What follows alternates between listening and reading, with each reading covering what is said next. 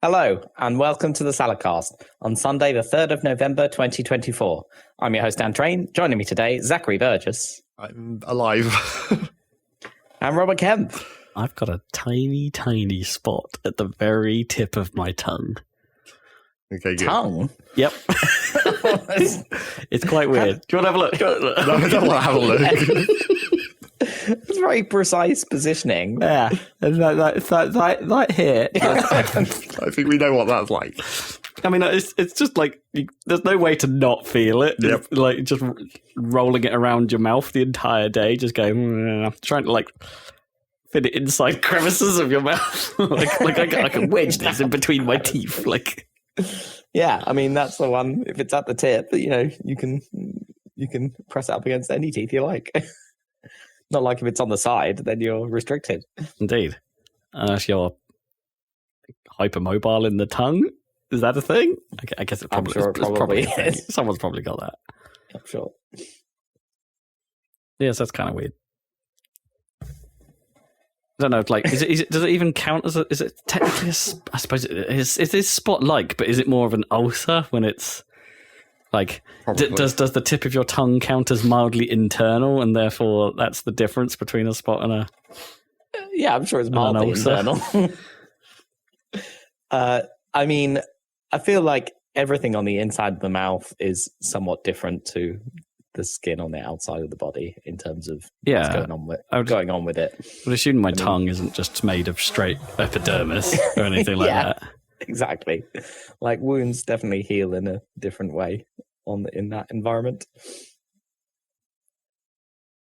Presumably worse. I don't know. Well, there's a way to heal them. Yeah. You can manage it. It just does it in a different way. Must be a bit more challenging. Although it's a bit more protected in some ways, I guess. Yeah, I guess. I suppose it's not, at least in humans anyway, I suppose. We're not quite the bacteria factories that a lot of animals are in there. Well, unless we've got our own pretty bad. special brand of... Yeah. Well, it depends what you mean by it might not be bad. Yeah. Just a lot. Like, what? El Casai Immunitas or whatever those gut ads will have me believe. Adverts that have like Spanish houses inside your bacteria inside your gut. Yes. I've missed out on these. Spanish houses, or probably more Mexican houses of that are impervious to disease. El Casai Immunitas. This is a British advert. What's with all the? Yeah, I'm trying to. It's one of the. I think it was like what they said was in one of those like yogurt pots or whatever. I can't even remember the name of it. Like Yakult. Yak milk. Yakult. Yak milk. It's just yak milk. Yeah, we stick that yak milk in these tiny little bottles that'll fill you with. Yeah, I think it was Yakult. It's like and the thing is like I try and think of these things, and a bit in my head goes, right, was that yogurt drink or cosmetic nonsense? Like, because now I'm thinking it was something bifidus 12. You Biffa, the waste disposal company. definitely not thinking that. It's all sunshine and trash. So what's the Mexican association? Why do they bring that in like a splash of sun into the? I was only saying that because it was like El Casai, right? Yes, it's a bacteria name that they've made up in order to sound like they actually have something real in it. So a fake Mexican Spanish bacteria name. I mean, there has to be something to it, right? Otherwise, they wouldn't be able to have that for years. Like, it's got to be. I'm sure that they put the thing that they say is in it, but whether it does what they claim it does is a different matter. Yes, I would agree with that. Yeah, you can put all kinds of shit in food and then eat it, and it not actually do anything at all, and that's perfectly fine and legal. I'm trying to think what they actually do say. Like, promotes gut health, and it's like, okay, does that is? But so does eating any food, technically. I mean. Technically, so keeps you alive.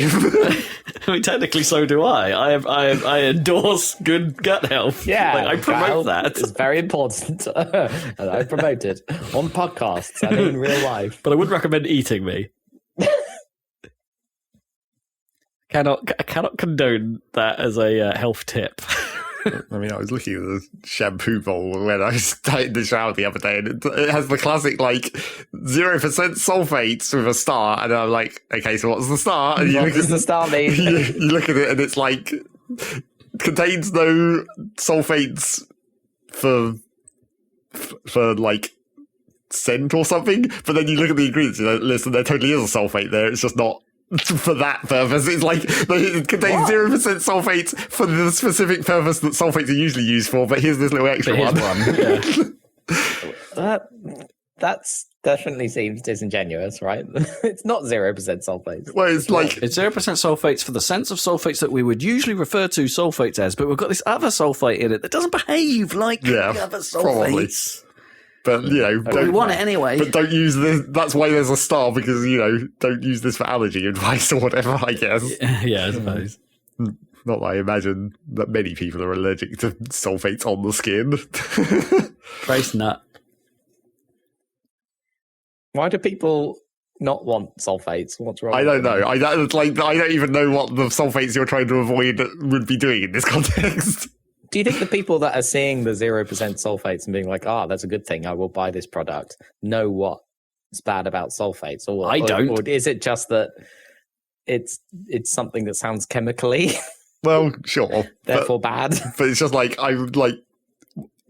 is it just that there was a marketing campaign maybe many years ago that started this trend, and we're just seeing it now, where it's everyone is now at 0% sulfates, but they still say it, but we don't know why that started, because it was so many years ago we missed that part. I could not tell you what is. Do you know what the downside of sulfates are in this context? No, no, right, yeah.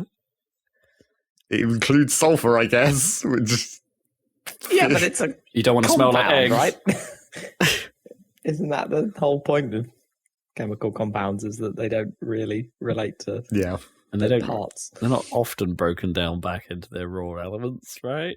Not often. I mean, I guess it must happen in the body, right? You must to get iron. But I need that iron in my diet. Yes, but ideally you're not going to be eating shampoo. Or iron ore. Or Mexican health houses. No, you're supposed to eat those, aren't you? Isn't it a yogurt? No, but not in physical health house form. Not in casa form. Okay.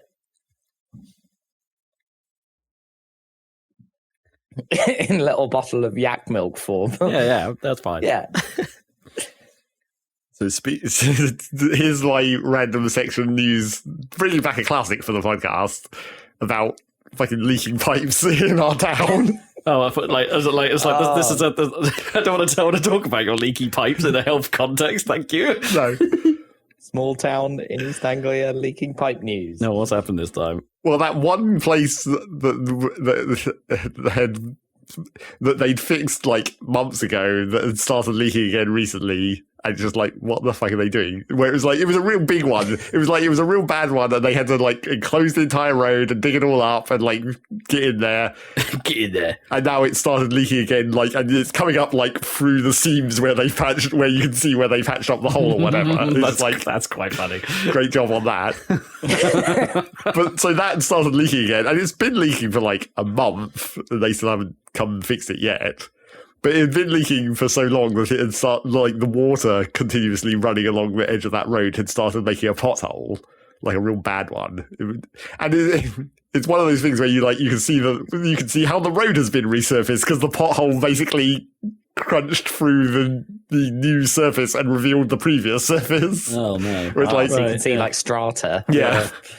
Where it's okay, that's a real bad pothole, and it's gradually getting bigger. But then when I walked down today, we're going for level 2 bureaucracy. They fixed the pothole, but not the leak. So there's still just water running over the newly fixed pothole. Right.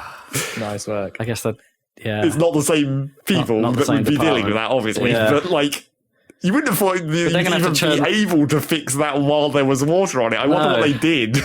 Surely you just they pour have the to tar in there and hope coordinate. that it sticks. Did they just happen to have some sandbags and just build a little wall around the pothole while they... aren't they just going to have to tear all that up anyway? Again, like, well, that where the pothole was made isn't actually that near to where the leak is, because the water's like running down the gutter into a drain that's a bit further away. Do you think the pothole filling people are used to fixing them that are caused purely by like rainwater or something, and not often that it's coming from a pipe or something? I mean, maybe they have to actually coordinate with the water people. Well, yeah, I guess it's like. But they must have noticed that it was coming from it. Yeah, exactly. And you would have thought that by now, after like an entire month or more of that pipe leaking, that the water company would be aware of it. So, and then, inevitably when they come and fix that pipe, and that whole new set of leaks will spring up, because that's what keeps happening. Unless they like... Something on their system is like, no, we dealt with that. Delete. Well, they think it's an echo. Yeah, it's like, this is an old problem that we've already dealt with.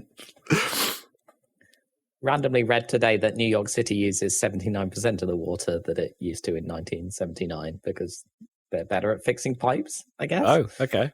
Yeah.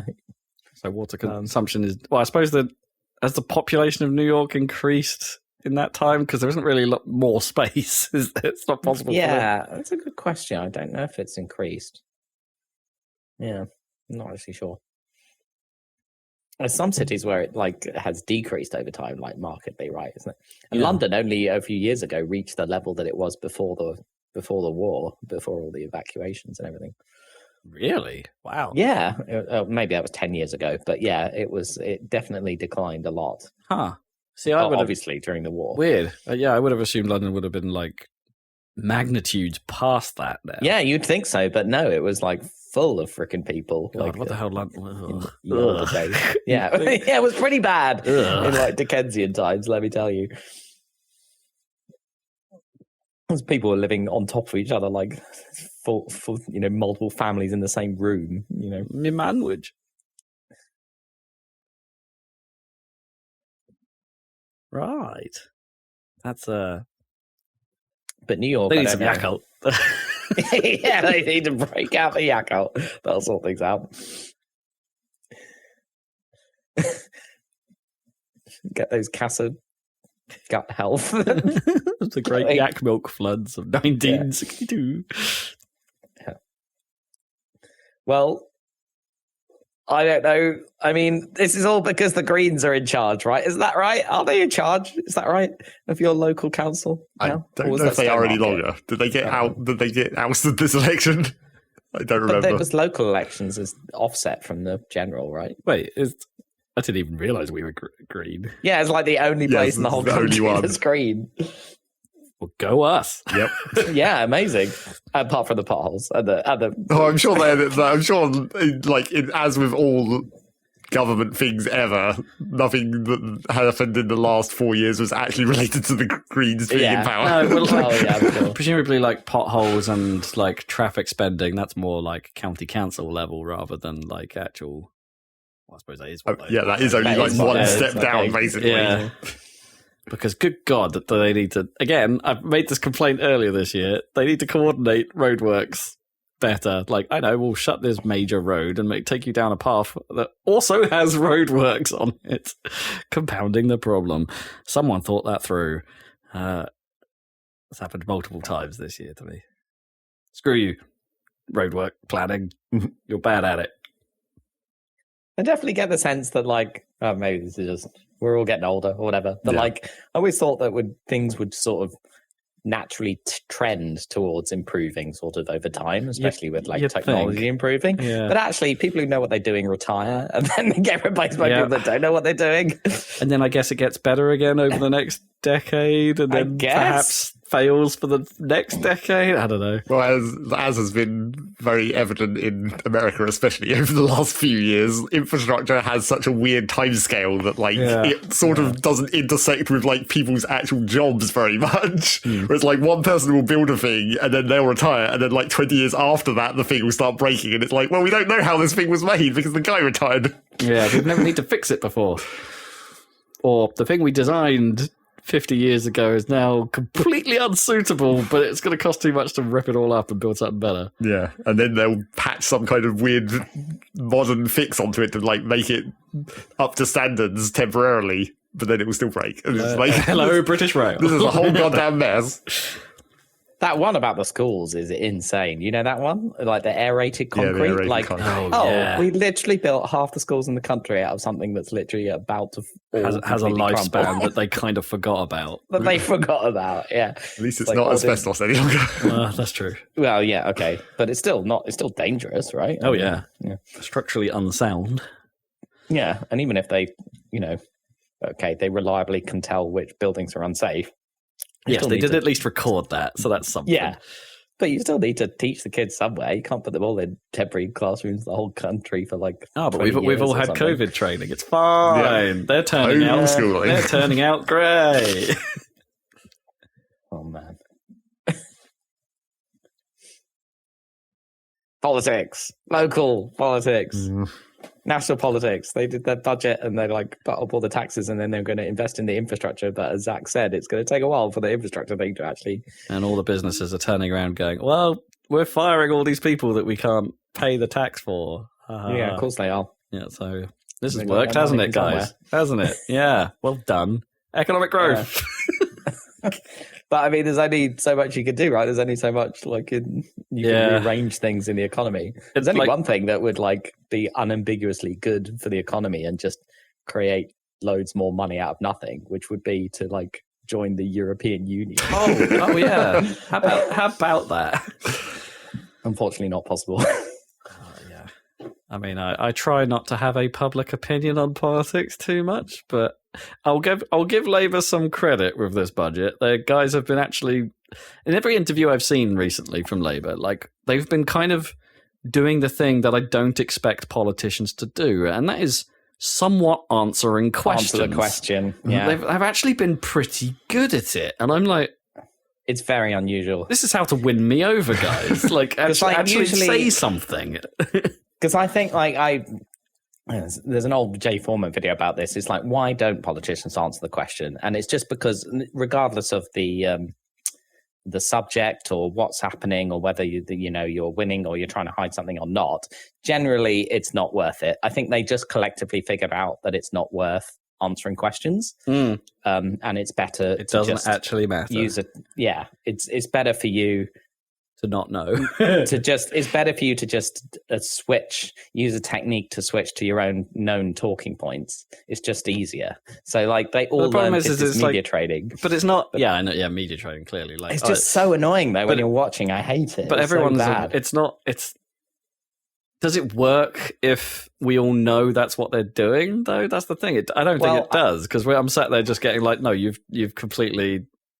I'm annoyed with you on a personal level, and I feel the same. And because of that will extend to my opinion of you politically, because I've got nothing else to go on. Yeah, absolutely. I feel the same. But does it matter if you and me, Rob, are annoyed? Does that actually matter for who's going to win elections? Maybe. Well, not. If I've got nothing else to go on, surely yes, because that is all I have to base my vote on, right? Technically, that's true. But they've hopefully come up with a loophole where all the politicians on all sides do it, so you get equally annoyed at everyone. Yeah, exactly. Yes. Yeah. So that doesn't actually affect your voting. But then when they do answer the question, it's so nice and surprising and kind of interesting. But that's what gets me. I had a very grudging respect for swearing.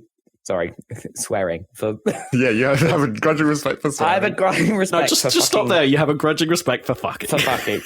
For goddamn Jacob Rees-Mogg, who is this cartoon, hilarious right-wing. Oh, I mean, he's as evil as they come. Evil, yeah. But if you see him interviewed, he answers questions. He does. Is so weird. Yeah, and I can't help but it's endearing. He actually answers. But you can. He says, yes, we're totally evil. Yeah, exactly. He answers them. And that will set out exactly how. He answers them, yes, I agree with that statement. He answers them, and at least you can respect him for that, but then you can form a valid opinion of him. Yeah, exactly. He's straight with you about who he is, which is a monster.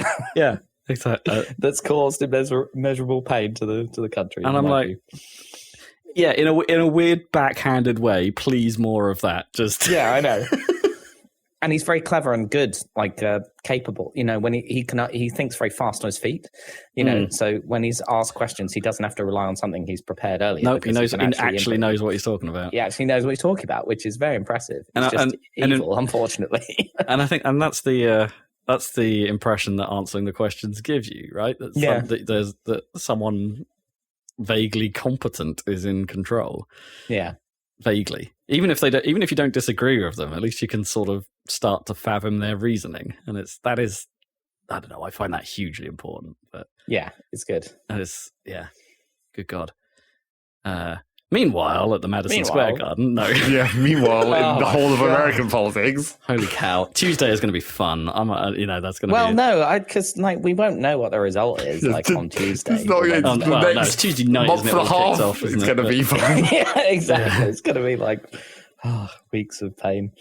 It's funny when people are like, oh my God, I can't wait for this election to be over. And it's like, you think it's going to be over this week? I don't think so. And whatever happens afterwards, Trump's going to be disputing something somewhere. Yeah, immediately. That will probably happen on the day. Yeah. Yeah, well, I don't know, because supposedly, no one knows, but he didn't really plan to win first time around, right? Well, sure, 2016 was a weird situation. Reckon. Yeah. Yeah, supposedly, it's hard to tell, but supposedly his plan... Yeah, but the plan was that he would lose and then he would launch, he'd say I was robbed, and then he would launch Trump TV. That was kind of the plan, and that was what he really wanted to do. But then, literally after he won, within about 10 minutes, he was in shock initially, and literally within 10 minutes, he's like, "Yeah, of course, I'm the best. Of course, I should be president." And then just went from there, improvised everything from there. And still introduced the bloomin', was it Truth Social? That's his thing, right? Yeah, it's his which is anything but. I don't think that was one thing that happened after the other. Truth Social was a long time after 2016. Like was this year, wasn't it? No, it's been around a lot longer than that. I thought that not that much longer. Oh no, wait. Maybe it was when he went out of power. I can't remember. He got kicked off. Yeah, it was happened after he got kicked off of Twitter. So it must have been at least 2 years ago. Because obviously he got back on Twitter about 2 years ago. Although he didn't actually get back on Twitter. Yeah, because he's got... He was allowed to potentially use Twitter again about 2 years ago. By Elon. Yep. Covfefe. I love a bit of covfefe. But yeah, maybe this is like... But then the other thing is that, he wants to win, I think, primarily so that he gets out of jail. Yeah, basically. Because you can't be prosecuted when he's president, and they've just the Supreme Court just reaffirmed that you basically can't commit crimes if you're a president. Yeah, they did do that, but also isn't it still in question whether or not the crimes that he's actually been convicted of and others still outstanding are all hinged on that? Was he in presidential office, of which the answer is generally no? Well, but once he's in, can he be actually held accountable for things that he did when some of them that they're still working on are in that debate question of whether they're covered by the immunity, but then obviously the business ones that he's already actually been convicted of, those are just waiting for sentencing. Those are exactly. Yeah. But what even happens when that comes through? And those are the ones that you just pardon yourself because you're the president, because that's what presidential pardons are for. God, that really shouldn't be allowed. Nope. That's such a loophole, if that's even a thing. You surely can't pardon yourself. That can't be. That can't be a thing. Well, if you want to talk about things that shouldn't happen, it's as soon as you've been convicted, even before sentencing, you shouldn't be allowed to continue running for president. Well, he's a felon, right? Obviously, yes, he is a felon. Which means, we don't have this concept in Britain, right? But it means certain things, right? If you're convicted of a federal crime, you can't do certain things, right? I'm pretty sure I think I've heard this, that literally felons in Florida can't vote. So can't vote. Right. Interesting. He literally should. He probably can't actually vote. Registered? In his probably own... New York, right? I think he might be in Florida because that's. He lives in Florida. Yeah, that's where he lives technically. Mar-a-Lago. Yeah. Who knows what? The US voting registration system is ridiculous anyway. So who knows whether that even matters? Where you actually live. I think it's more where you just are at the time. That's why voter registration is such a big deal in America, because you have to like register in the state that you're currently in, residing in. Yeah, Right. it's not like our situation where it's more to do with like the actual person being registered to their home address or whatever. Yeah, sure. It's home address, right? Mine is electoral roll is attached to my address. Right? Yeah, do we have the concept of primary home, and is that something that's a bit nebulous in American law? Like, because we definitely do have the concept of primary home, right? That's yeah. Because obviously, as with many dumb things in American politics, it all goes back to the olden days where it's like, obviously, you couldn't travel across the entire country to go and vote a lot of the time back in the olden days. Yeah, sure. Yeah. But they can't make it too easy, otherwise people would literally move to the swing states to vote, right?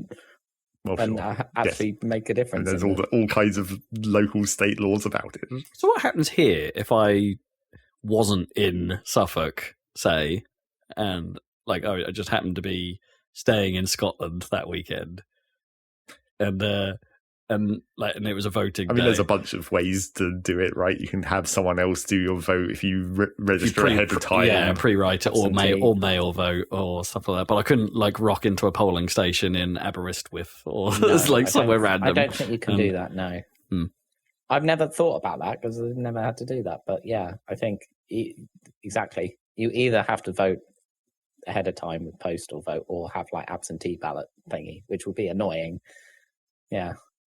Probably not that easy. If you're away from home. What if you're in another country? You must have to do a postal vote then. Yeah, there is some what's the word I'm looking for? Yeah, there is some method by which like non-doms. I think even them have some capabilities. Maybe I'm wrong on that. I seem to remember there's some provision there. Anyway, politics is a horrible mess. Yeah, it's a horrible mess. So let's talk about real news. It's forever a horrible mess. We're all doomed. Yep. We're all doomed. Boy, is it depressing that these are the people in charge. In all cases. Try not to think about it and play video games. Exactly. This is a podcast about video games. And also don't think about the people in charge of video games either. Yeah, probably right. A lot of them are pretty bad also. That's probably true. Hey, at least we got rid of Bobby Kotick. Mostly. Mostly. Just before we get onto that, though, sort of mildly technology adjacent, I had a fun day earlier this week when I was sat at my desk, casually going about my business day, when I noticed... so I have a light strip attached to the back of my desk, right? I noticed it briefly flash, like quite bright, and I'm like, what the bloody hell was that? So I look under my desk to find the cat is wedging itself into the corner. Guess what he did next? Ate the cables. No, he decided to unload his bowels. Great. In pea form, all over the power brick. Yeah. Love this cat. Oh my god! What a dick! Because then I'm like, oh holy hell! Right? Okay, this is bad. This is bad. Turn everything off. For the love of God, turn everything off. Cat, you're about to murder yourself by peeing on electricity. Oh boy, yeah. Obviously one epic clean. Like this today is the first day I've turned my PC back on since it happened in order to record this damn podcast. How's the smell in your tiny office? Not that bad, apparently. Yeah, I did quite an epic job trying to clear it. I mean, I am sitting next to a pack of dental floor wipes, so maybe that's helping the smell. That will definitely help. I mean, I spilled an entire pot plant on that floor last week. So Yep. That too. I'm sure that didn't help. In fairness, actually, it wasn't even that bad at the time. I don't know. Maybe it was quite a... maybe he'd just been drinking too much. Like, you know. He was well hydrated. Yeah, that was probably the point. But the fact of the matter is, he didn't even make a fuss to try and like go anywhere else or anything like that. Well, like, of course not. Cats don't give a shit. I mean, we've reverted to the litter tray with Pablo, right? Because he's this bad at it, and it's like that hasn't. I don't know that that's helping. It's he's just a dick. No, this is usually a sign of cat stress, right? There's something like, I guess the territorial dispute between him, Miles, and neighborhood cats is probably not doing him much good. But Yeah, so that was fun. Just wanted to point that out. Everything seems fine, but Just wait for it all to dry. yeah, that was a stressful moment. Okay. It's like, oh god. Ugh. At least you had a weird LED strip warning system. Well, yeah. Flashes when peed on. Well, no, so that happened before he started peeing. Like, I guess if you just nudged the like, power cable, I think he nudged it as he walked past and sort of pinged it a bit, and so it just sort of flickered, which was nice. Anyway, other stuff. I finished watching Agatha All Along in TV Land. I'm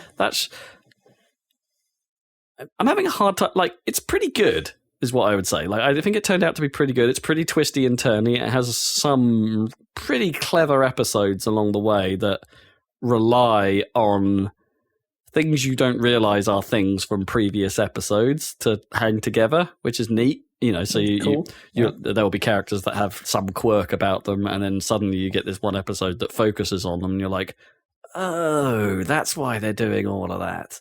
And it all sort of comes together along the way, and it's, I think, like, basically the last 4 episodes are all that, which is kind of fun. It's like, okay, that's why that was happening. Oh, okay, that's why that was happening. And some of them end in some of those episodes kind of end in challenging, okay, I'm not really sure I understand what just happened in the last 10 minutes.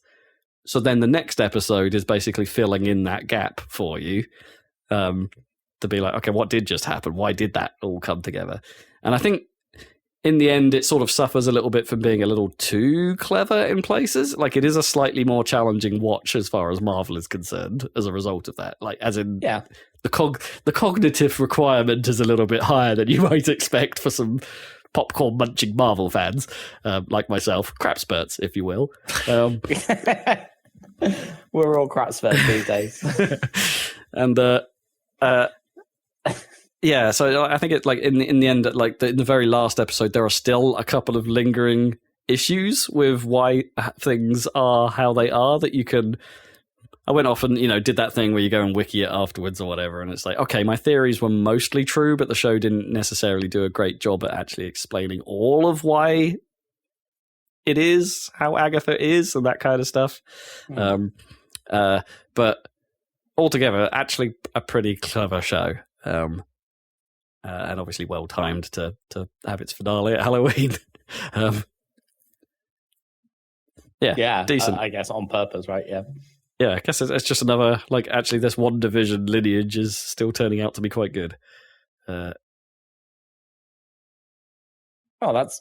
encouraging. Yeah, maybe one day if I re-up on my Disney Plus, that will be one to. Well, I just sort of realised that there's an Avengers film coming, like, not far away. Right. I'm like, how the bloody hell is that going to work? Like, we haven't really set up another Avengers yet, have we? Like they're already planning films after that, right? Well, of course they are. They're always planning. It's true. But do you know what I mean? Like, we lost Iron Man, we lost Captain America, and they haven't really done a good job of rebuilding what's filling that gap yet. And yet somehow we're getting another film. Maybe that is what this film is. It's like we're putting a band back together with different people. I mean, like, it's hard to know what it is. Because they must have retooled the whole thing because it was supposed to be focused on Kang, right? Yep. Jonathan Majors or whatever got cancelled or whatever.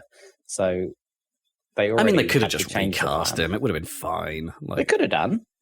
But they've chosen not to. And they've chosen to take a different tack. And in fairness, I'm not sure they were handling that particularly well. This last phase has probably been the weakest in Marvel film history.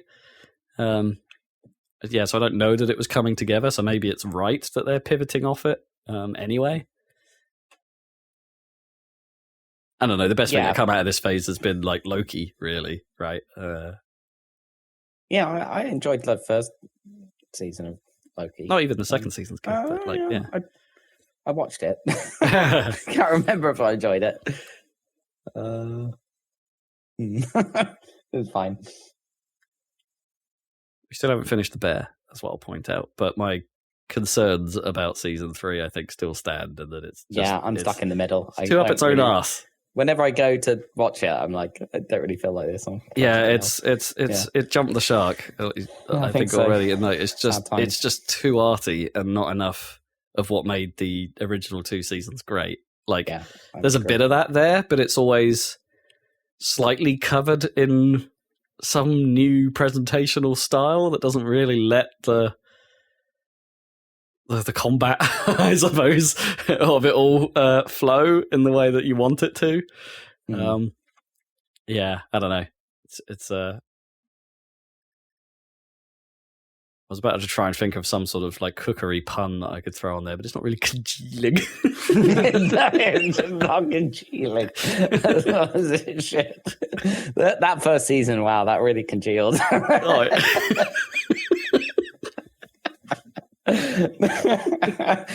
Oh, brilliant. Perfectly cromulent. Yeah, I mean, it's perfectly cromulent. Yeah, that's what I've been watching. Yeah. I feel like I'm halfway through a bunch of things. I'm halfway through Masters of the Air, which is like the new Band of Brothers, basically, but it's in the air. And I thought, and it's got loads of good people in it, but it's just like, and it's really well made, but it's like, does it have enough, heart or whatever, or there's something special in Band of Brothers? And all of that kind of war stuff, it's like we've seen it before. But it's kind of interesting because it's this huge Hollywood, production or whatever with all these, big, and it's all Americans or whatever. But it's literally set like, next to Bury St Edmunds, right? Because all of the airfields were in East Anglia, like where we grew up. Yeah. So it's kind of interesting that they're going to like random towns or whatever for a beer in between their raids. Oh, did they find the 100-mile long runway in Suffolk where they filmed Fast 6? Probably. Yeah. I mean, pretty short runways actually in these random airfields. Yeah, but yeah, I don't know what else it's going to do. Like, they've done a few raids. It's that standard sequence where, the B-17s are in a formation and where they're supposed to be covering each other with the guns, and then the German fighters swoop in. You've seen it a few times. I mean, Star Wars is like heavily inspired by literal combat footage from that kind of bomber raids, right? It's like, how many times can they do that and make it different? I don't know.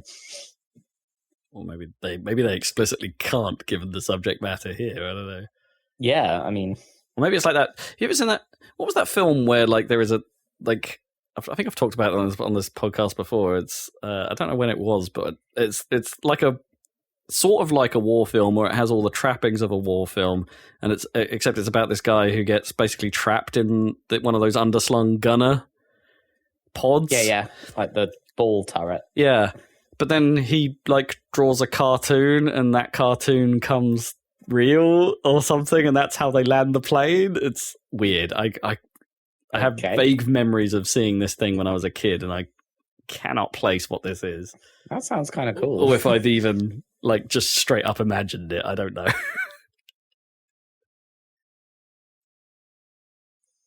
Anyway, that's what's going on. Nothing massively exciting. I'll tell you the other thing I did watch, actually, video game adjacent in this case.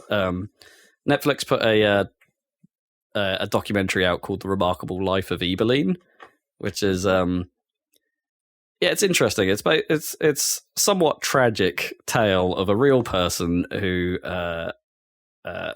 was born with physical disabilities, but basically found his life in World of Warcraft. But but his parents were completely unaware, basically, of how they knew he played WoW, but were basically unaware of the impact he had on or the community he had with other people. They always thought, he's a bit of a loner, he's not got any friends, and then obviously, tragically and inevitably, he passes away, and suddenly they all turn up and they all start emailing in, and they're like, "Wait, what?" Right. So this documentary was made about sort of basically what they didn't know, and it's I don't know. I think the premise ended up. The documentary is quite well made. The first 20 minutes in particular are obviously heartbreaking, but then they move on to and let's now do the WoW side, and I think it kind of then falters a little bit on there as a documentary, because they try doing this thing with we're going to use the graphics of World of Warcraft and get some animators in to basically animate the stories that he. Okay. But I think maybe the ones he picked were all a bit, or the ones they picked to do for this documentary, because it's kind of a homage-y biopic, almost like his eulogy in a way. That perhaps they picked the sappiest stuff, and it doesn't necessarily I don't know. I feel like there must have been more stories there that would have been more entertaining to tell. And I think they linger on that this gimmick perhaps a little too long for it to really, really sing.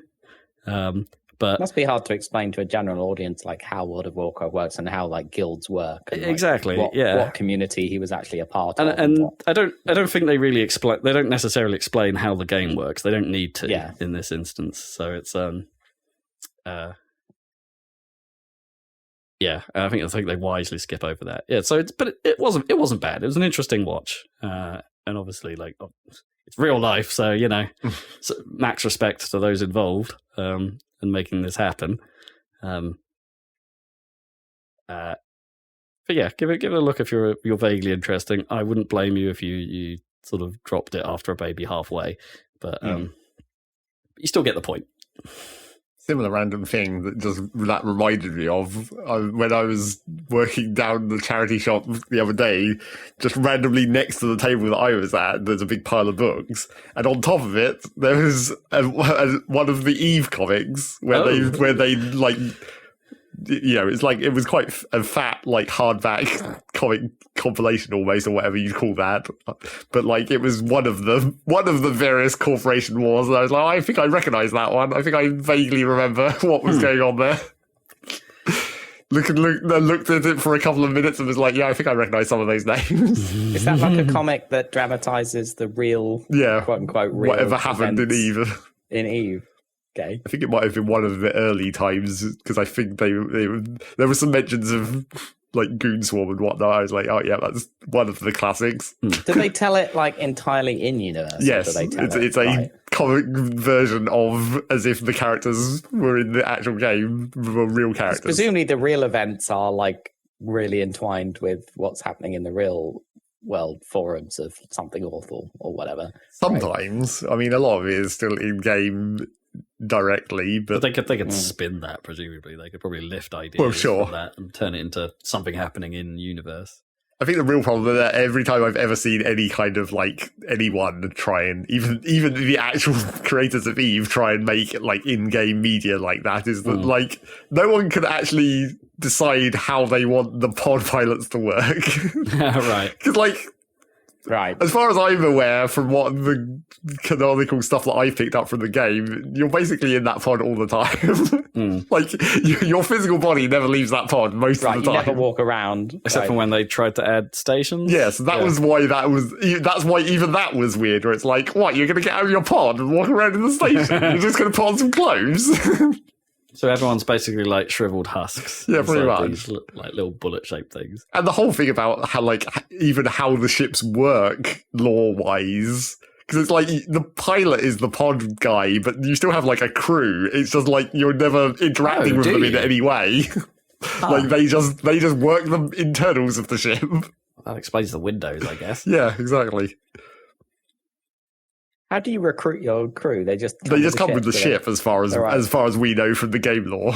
It's just when you're paying for the ship, you're also literally just paying for all the crew members. But are they actual people, or are they clones or something? I don't know about that. Given that cloning is a thing, and it's but cloning is a thing not in that way, right? So you're not getting 500 James 2.0s. Well, why didn't they make it so that well, maybe it's because you have to embody these characters and it's easier. But why didn't they make it so you're a mind, you're a computer rather than a person in a pod? Why aren't all the characters? Yeah, why aren't your characters just? I mean, it was computers? Pretty weird that they had character portraits and whatnot even from the start of Eve, even before they did all this updates to make it an actual model for the walking station thing. It's just it was even more pointless right at the start. Yeah, I mean, it was a avatar, a forum avatar basically. Yeah, but they were never those people. You think they should be more like the was it the chips from? Don't know what you're referencing. Antaeus. Yes, yeah. What was that game called? Hostile Waters. Yes, yeah. Man, what a Right, game. but those were like imprints of the personalities of dead soldiers. Yeah, right, or Correct. whatever. Yes. Yeah. Yeah. But I'm thinking of like, what's the series like? Consider Fleabus and all that stuff. Ian M. Banks. Culture, the Culture series. Oh, okay. You know that's where like Halo's quite inspired by that because it has rings that are very similar to the Halo rings. Rings of Order potentially. Yeah, rings of order maybe. Because the culture civilization is like, oh, we've had enough of planets, like we'll make our own habitats or whatever that are even better. So they have like rings, but they're not like the Larry Niven ring world is like so big that it's like a Dyson sphere around a whole star, but it's just a ring rather than the whole sphere, right? So that's way bigger than the Halo ring, which is just like orbiting a gas giant, right? In Halo, that's more like in the culture novels. But anyway, in the culture novels, the big spaceships that comprise the society are these super intelligent computers, basically, that embody these spaceships, right? And they're like basically run the society, and everyone in it like lives in a ultimate ultra communist utopia, right? Sure. Where the post scarcity, everything's perfect. Star Trek. Way, way, way more advanced than Star Trek is the idea. But anyway, why couldn't you? And because so I don't know if you've read come across these books. I actually recommend checking them out. They were going to make it into it was going to be an Amazon series, right? But it got stuck in development hell and it never got made. So it would have been like Lord of the Rings or whatever, like site. And they could still do that. Thing is, it's quite violent in places, so they might have to take it quite adult in tone. But they also made Lord of the Rings, so they're fine. Yeah, that's true. But like because it's a giant, amazing utopia, that's quite boring. So all the stories are set on the fringes where they're like this amazing utopia culture is like encountering more primitive cultures often and like warlike cultures and stuff, and it's usually people who are so the main character of the first novel is like not a fan of the society or whatever. It's like it's usually like rogues and pirates and stuff on the edge, and they have a special department, the Society of Dealing with The Society of Dealing with It. Yeah, they're like the deal with it people. They're called like special circumstances or something, or contact are the people that deal with contacting others, and then within that there's special circumstances who do the dirty work or whatever. But then you have the spaceships are these mines, but then later on in the series of novels it gets to the point where there's a whole novel which is entirely just the mines just talking basically. The only characters are these big spaceships. What, mate? How's it going? Yeah, it's pretty. What's the weather like? You know, space. It's space weather. And just to connect it back, unfortunately, to the fucking Trump stuff. It's a popular series among nerds, and so the thing is, these mines, which are the spaceships, they come up with their own names. They name themselves, and they usually call themselves something sardonic or ironic. They were like weird names. Intelligence, very bad intelligence. Exactly, something like very bad intelligence would be a name of a spaceship, and of course. Fucking Elon Musk is a fan, and therefore, like the SpaceX drone ships that the rockets land on, they're named after the spaceships in this series. So there's one Don't called, ruin another thing, which is ruined it. So there's one called, of course, I Still Love You is the name one of the ships, and another one's called Just Read the Instructions. Oh, great. Okay. Yeah. Anyway, RTFM. Yeah. So there you go. Unfortunately, it's leaked into Elonness. But there you go. But they should have done that with Eve. Like, you should just be a mind, but then I suppose you couldn't walk around a spaceship. Yeah, but that was added so much later. Yeah, that's true. And it's not like you walk around the spaceships anyway.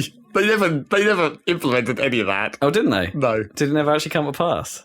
Well, you can still stand on like the docking gantry, right? But I don't think they ever did the walking in stations thing that they wanted to do. Because I thought that launched, but it was like only let you do the exact same thing you could do from the like Well, docked. you could. It's the same menu. It was Yeah. just like you were in first person or third person, actually, I guess. Yeah.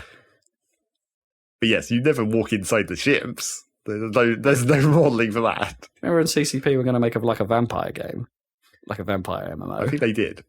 Or did that come out? Yeah, I don't think they necessarily even made that. I think they bought the company that made that. It was like a sub. Okay. It was a part of that overarching company when they got the Eve half got bought by The Icelandic government. by some American company. I don't remember what happened. Oh, did it? What happened in that at that time? Oh, I didn't know any of that. But yes, they've still continued to run Eve at least, sort of. Oh, I mean, what do you reckon its player base is like these days? Like, is it? I don't know any longer. It must be bigger than Concord, right? Like... bigger than zero. Yeah, pretty much. Yeah, I don't know what's going on in Eve nowadays. I could go and look at any time because they still have their free implementation. Oh, right, you've still got a bunch of vouchers for. No. They made had it a free to play free layer. tier, Yeah. where you can just play without paying, but you get all your skills limited. Which, as I say, would for me, that would literally, I'd be able to log in and then look at it, and then I'd have to stop because I wouldn't be able to actually do anything with any of my stuff. Right, yeah. Because all the skills that I need to use it would be logged. You'd have to perhaps get hold of a new poopy ship. Yeah, I could make a ship. I could knock up a shit ship. I think I did that once. Could you, or would you have to just buy it off the marketplace? Could you even build a bad ship because you wouldn't have the skills to build it necessarily? Well, sure, that's what I mean by knocking up. I mean buy it, but it's it also wouldn't cost virtually anything because you'd be making a bad ship. Sure, yeah. Or a starter ship, anyway. Yeah. Starter frigate. I mean, I have made a couple of cheap ass ships in my time. Especially for the other races, where it's once I multi-spec my skills into the other races' ships, I was like, I'm going to make a ship with this race that I have no idea how it works, just to see how it works. See what the quirk is. Yeah. And then do some ship missions. Do some mining. No, don't do some mining. Never do any mining. Don't fall asleep at your keyboard mining.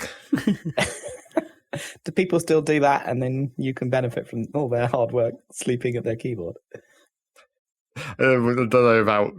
I mean, I'm sure it happens, but not in the same way as it did when I did it. Really? That's all I remember from the start of Eve. Really, was just I got to go mine some stuff. Well, that was back in the days when you could actually make your own shit that easily. Yeah. When you can get How all does the it work minerals. these days then? What do you do if you're starting out these days? I don't remember what happened last time I was starting a new character, but they give you a lot more free stuff. Basically, they sort of skip you ahead quite a lot. You still have to get the skills, of course, which still takes time because skills Real time. Although they also started dropping, actual skill points on you directly. So it's just spend these skill points and unlock these skills immediately. So yeah, they did definitely skip you. The thing is, it totally, no one ever really flies frigates for any reason any longer because the new players just get skipped straight to cruiser if they just do the tutorial. Oh, really? Because you can just get a cruiser pretty much at the end of the tutorial. The last time I did it anyway. That's a weird choice, surely.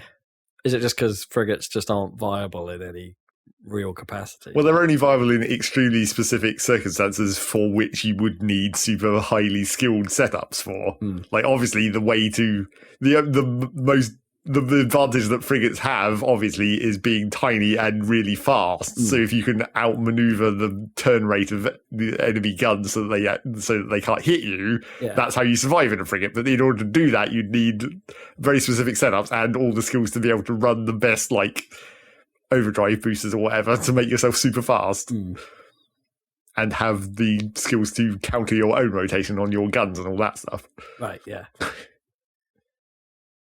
Yes, because presumably your guns still need to be able to turn if you're turning real quick. Yes. So yeah, but even then, you're not going to be doing that in a basic frigate. Probably you're probably going to be using one of the weird Tech 2 frigates or whatever, or a destroyer, which is technically a half class up from frigate before cruiser. Yeah, those didn't exist, were they? Yeah. At first. Eve. Talk about a game I haven't played in many years at this point. It's always a weird game, but I'm glad it exists.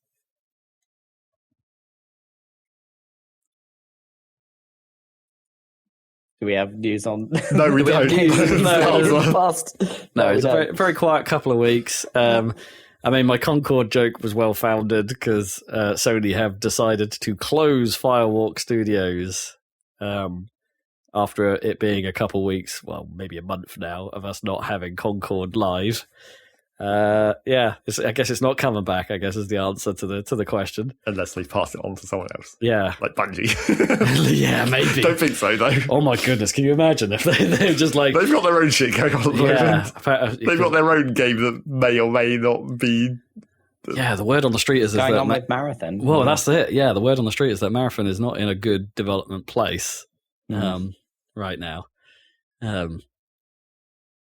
Lord knows why. Right, it's not like they've been all guns blazing on Destiny 2. They kind of knew they were winding that down. So yeah, what on earth is happening at Bungie? Sad times. Is this if Marathon doesn't come together? Predictions for the future of Bungie? Not good. Is it? But it's like, I don't know. It's hard to tell. Like what's to what extent it's still the same company or as at certain points in the past, same as like with BioWare. Exactly, and stuff. yeah. It's like suddenly BioWare comes out with a new game and people like it. It's like, oh, BioWare's back. But it's like, is that the same people that made Mass Effect? Because I can't remember the name of it. Because wasn't there a bunch of that, the actual, what I would call the Halo core team? They went and made that other... what was it called? But it was like an FPS RTS. Right. Yeah, sort of battle zone-y type thing where you're a guy, but you're on like a sort of like a hover bike thing, flying around the battlefield. I forget what that thing was called. I do not remember this. Yeah, but that was like an ex-Bungie crew that went off and made their own thing. Not that long ago either. Yeah, cannot remember it for the life of me. Anyway. It had some really nice looking trailers. That's all I'll say. Like nice story, very Halo looking story sequences. Is how I would, or very Destiny looking story sequences. Is how I'd describe it. Man, that's gonna bug me now. But yeah, it's like I don't know, man. It's like, could it really have been that expensive to just leave Concord running? Like to some extent, like it was. Perhaps they just didn't double down on their plan to actually like make the content, the weird like filmic content they were talking about, the story stuff. Maybe they could just like press pause on that idea and just leave it running, or make it free to play. Like, how much work would actually have been involved to just making it free to play, and would that have actually like, even if Sony didn't make money off of that, would that have been enough of a goodwill statement to, hey, by the way, we've put this game out. Anyone can play it. You're welcome, PlayStation owners. Yeah, I don't know. There must have been a business decision or something made, I guess. I mean, I know it's like sunk cost. They clearly didn't have sunk cost fallacy on this thing, right? Because it was like 400, reportedly 400 million spent on development over 8 years, and they just write it off. And they just bailed after 2 weeks. Because they knew it wasn't going to make. They could tell it wasn't going to make. Well, the numbers were so low, like even like catastrophically low, like not even a stone in the ocean small, like just... I mean, it's not impossible that there could have been some kind of tax write-off happening. Because, that happens plenty with films. Sure. And then where they make a whole film and then just... Don't release never release it. And just that's it. They just made money from that somehow. I still want to see that Wile E. Coyote movie. Yeah, what on earth was that? Yeah, they look cool. Surely that'll leak eventually. Someone will find it and just... Yeah. Surely. Anyway, there's that. I guess we'll never see the end of Concord. I mean, man, it's just so many people have the same take on this, and I don't think they're wrong. It's just that, they entered a crowded marketplace, and it's just like, how on earth do you topple in hero shooter land? How do you topple Overwatch? Yeah, it's not as good as it once was, but it's like, what do you do? Oh, by the way, you just be Marvel, because apparently that Marvel has got some hype around it, right? That when that comes out, what's that called? Is it Rivals? Is it Marvel Rivals? No, Marvel Rivals sounds like there's too many V's involved. I've forgotten what it's called. Anyway, that Marvel hero shooter looks a lot like Overwatch. That thing has way more buzz about it, and that game hasn't even come out yet. And even Deadlock has more buzz about it, and that's, I guess, somewhat unofficially. Has Valve actually even announced the existence of Deadlock other than giving everyone like private beta access? It's weird. Yeah, even that has more going for it than Concord ever did. I don't know. There was some views on like it's just art style was too derivative, and it's like I actually don't necessarily have a problem with its art. It's like, yeah, everyone just kind of looks like dudes, and in a way that kind of puts it in the same boat as Suicide Squad in a weird way, right? Because it's like, as good as those visuals and Rocksteady's like aesthetic kind of is, they do kind of just like dudes, look like dudes, right? Apart from Shark Guy.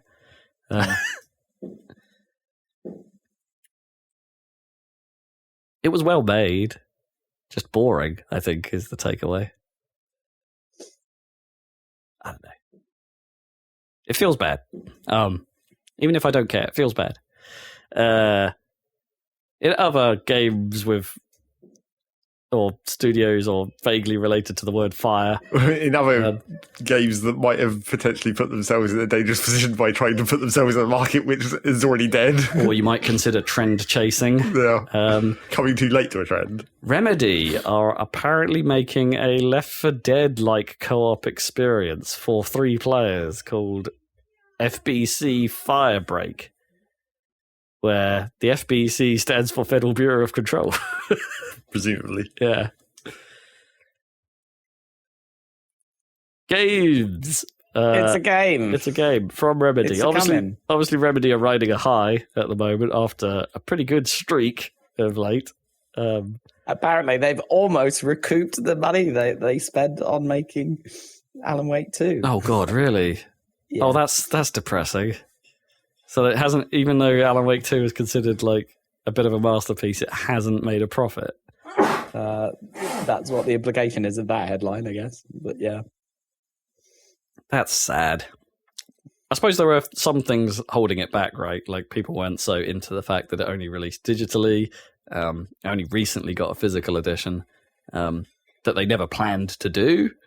There was, it had an Epic deal, which might actually still be true. I think it's only available on PC through the Epic Store. I don't think there's a Steam release or anything like that, which rubs some people the wrong way.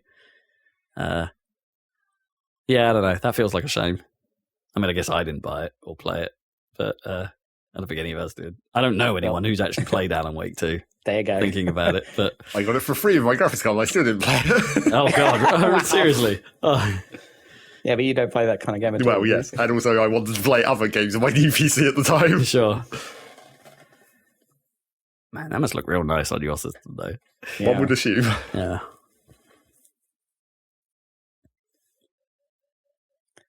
So I don't know. Is this a panic move to be like, oh God, what makes money? Multiplayer. Or do you reckon Microsoft? Because this was revealed in the Microsoft October showcase, like that Microsoft came to them and were like, make a multiplayer game, please. They've already got that other one that we keep forgetting the name of. Well, they made it. They do the campaign for like one of the. Was it Crossfire or some modern military shooter? Crossfire is the Ubisoft one, right? No. Crossfire. Crossfire X. Yeah, maybe that is the X on Ubisoft. it. Yeah, maybe that is the Ubisoft one. Yeah, they did the campaign for some modern military shooter this year or maybe last year.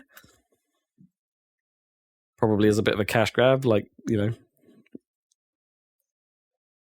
team for hire. They probably didn't have any stakes in whether that game actually performed or not. Would be my guess. But There is a weird thing with Alan Wake 2 that it's not on Steam, so presumably they could just make a bunch of money as soon as they agree to that. But that's what I mean. I think there's an Epic. I think there's an Epic deal that's blocking. Yeah, that. it's an Epic deal. Yeah. It's been more than a year though, and those deals originally only lasted a year. It depends if Epic was the actual publisher, right? And I have a suspicion Epic actually had their fingers on the publishing on this one.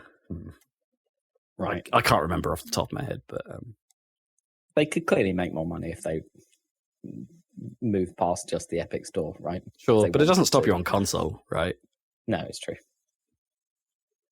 It feels like more of a PC game in a way, though. I mean, not, but obviously, I don't know. Yeah, I mean, reckon... Remedy have always felt PC to me. I mean, that's where I played Control as well. I just reckon that Alan Wake 2 could keep making money to a low degree for years. Yeah, put it on Steam and put it in sales. I see what you mean. Yeah, it could be a long tail game. Yeah, especially now all the DLC is out. There's probably like a special edition or a bundle version coming soon, right? That has all of the all 4 of the DLC episodes, which everyone says are great as well. Yeah. Like little bite-sized experiences. That's all the news I got. And that's the news. Yeah, it's not a lot happening of interest.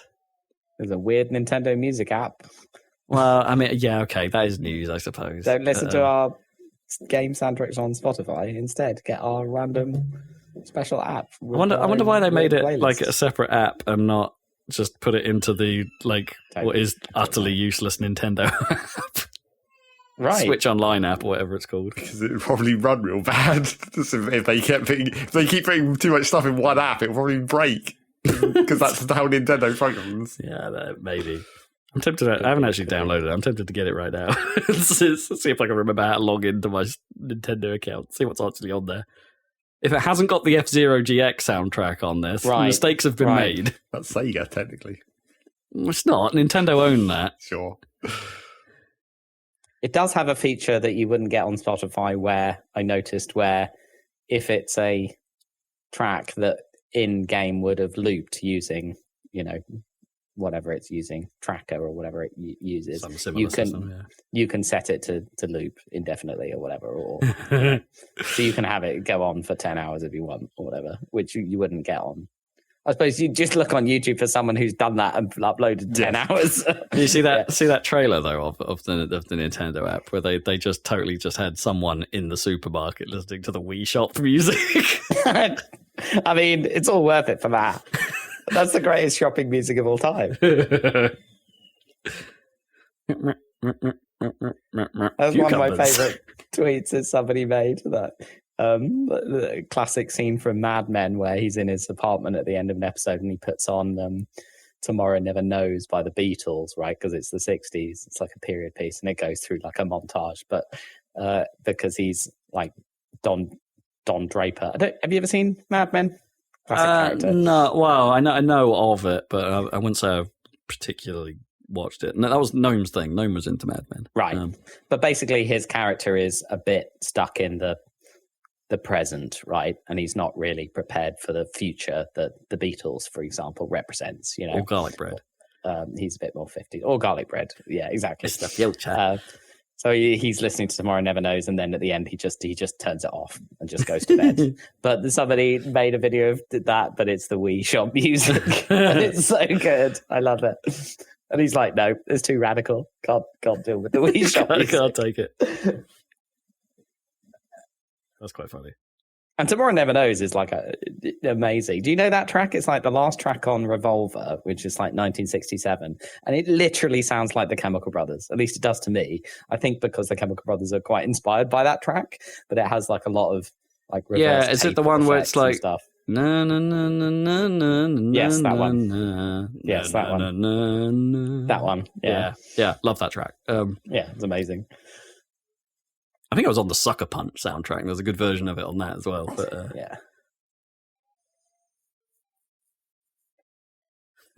there's a callback. Sucker Punch, God. Sucker Punch. Bring you back to games.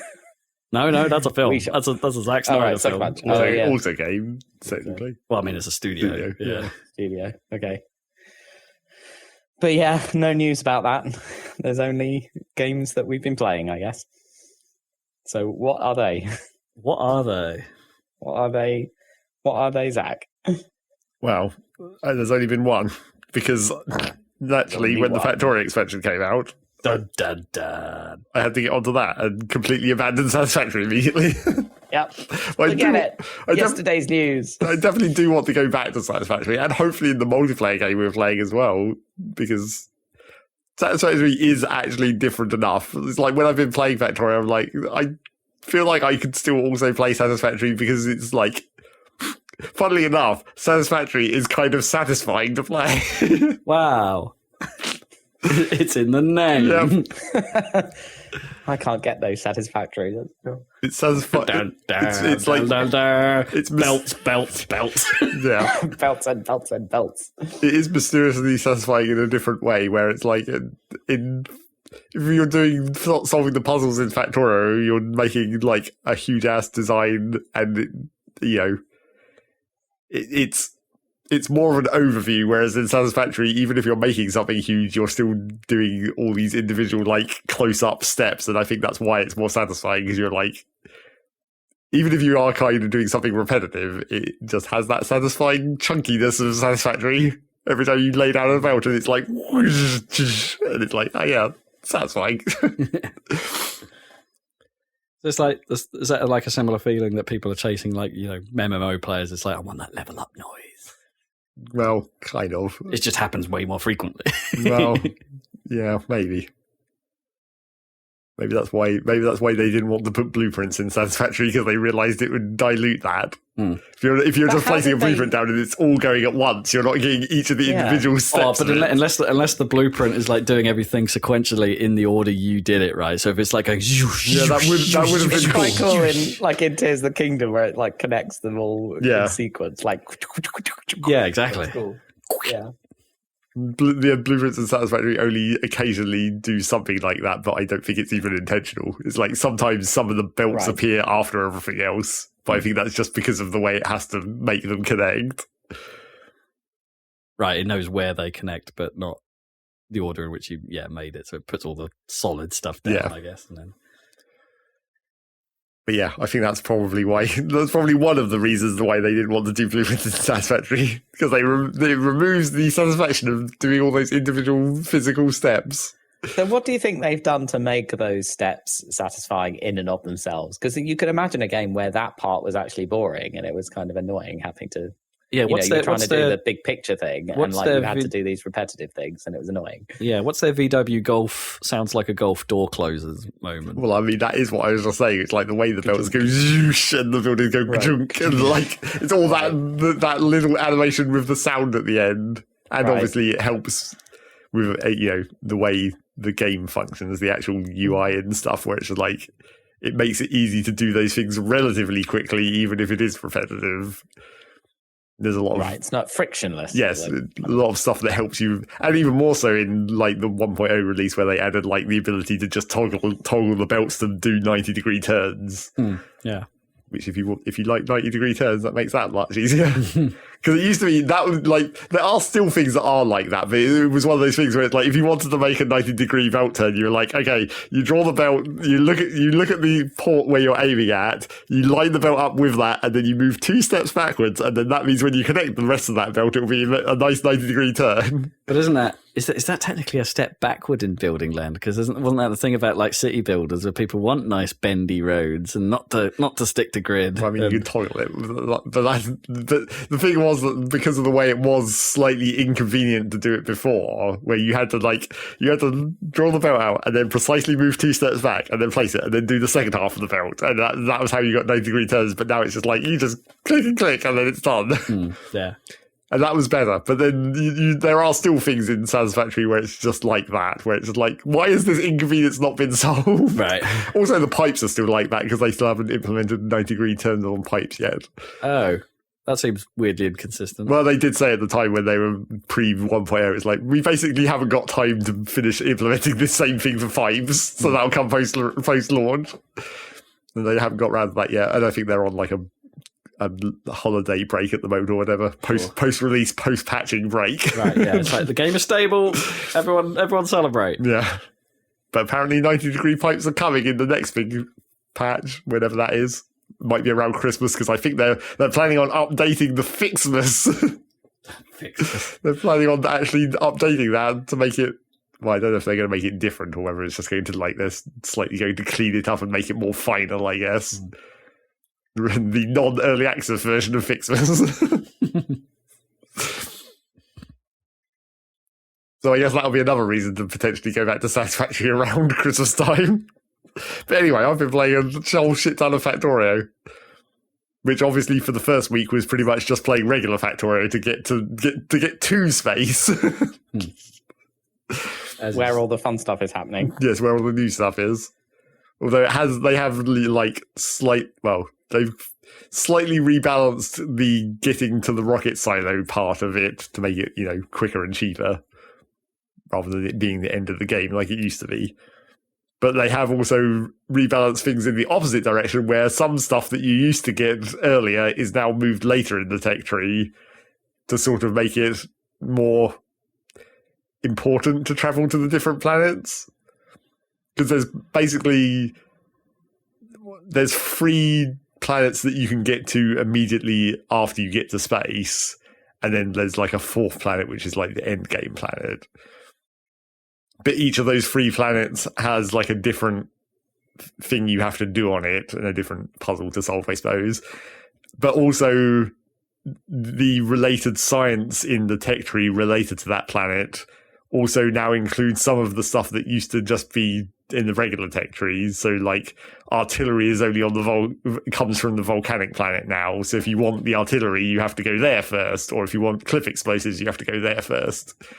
If the cliffs are getting in your way, you have to go to the volcanic planet first. And then, like, Spidertron is on the swamp planet, and I forget what the vanilla tech that was moved to the ruined planet was. I don't remember if there was one or whether everything there is new. But yeah, it actually sort of is a fairly important choice of, like, which one of these do you want to go to first, to decide what tech you want to get sooner rather than later. But then I also had the secondary reason to choose which planet to go to first more carefully, was because there was an achievement. There's a specific achievement for researching one of the techs that are specific to one of the planets before you've researched anything that uses purple and yellow science, which is like, normally you'd definitely do that before you went to another planet, because that's like where you get robots and like mining productivity and that kind of stuff is the yellow and purple tech. And like, I don't think railways specifically are actually purple tech, but the railways lead into purple tech, so that's sort of where that's where you're usually expanding your main base on the starter planet into higher tech stuff there. But yes, there's an achievement to just like skip that and go immediately to one of the planets. So I was like, okay, which one of these planets looks like it's going to be easiest? And I don't think I got it right.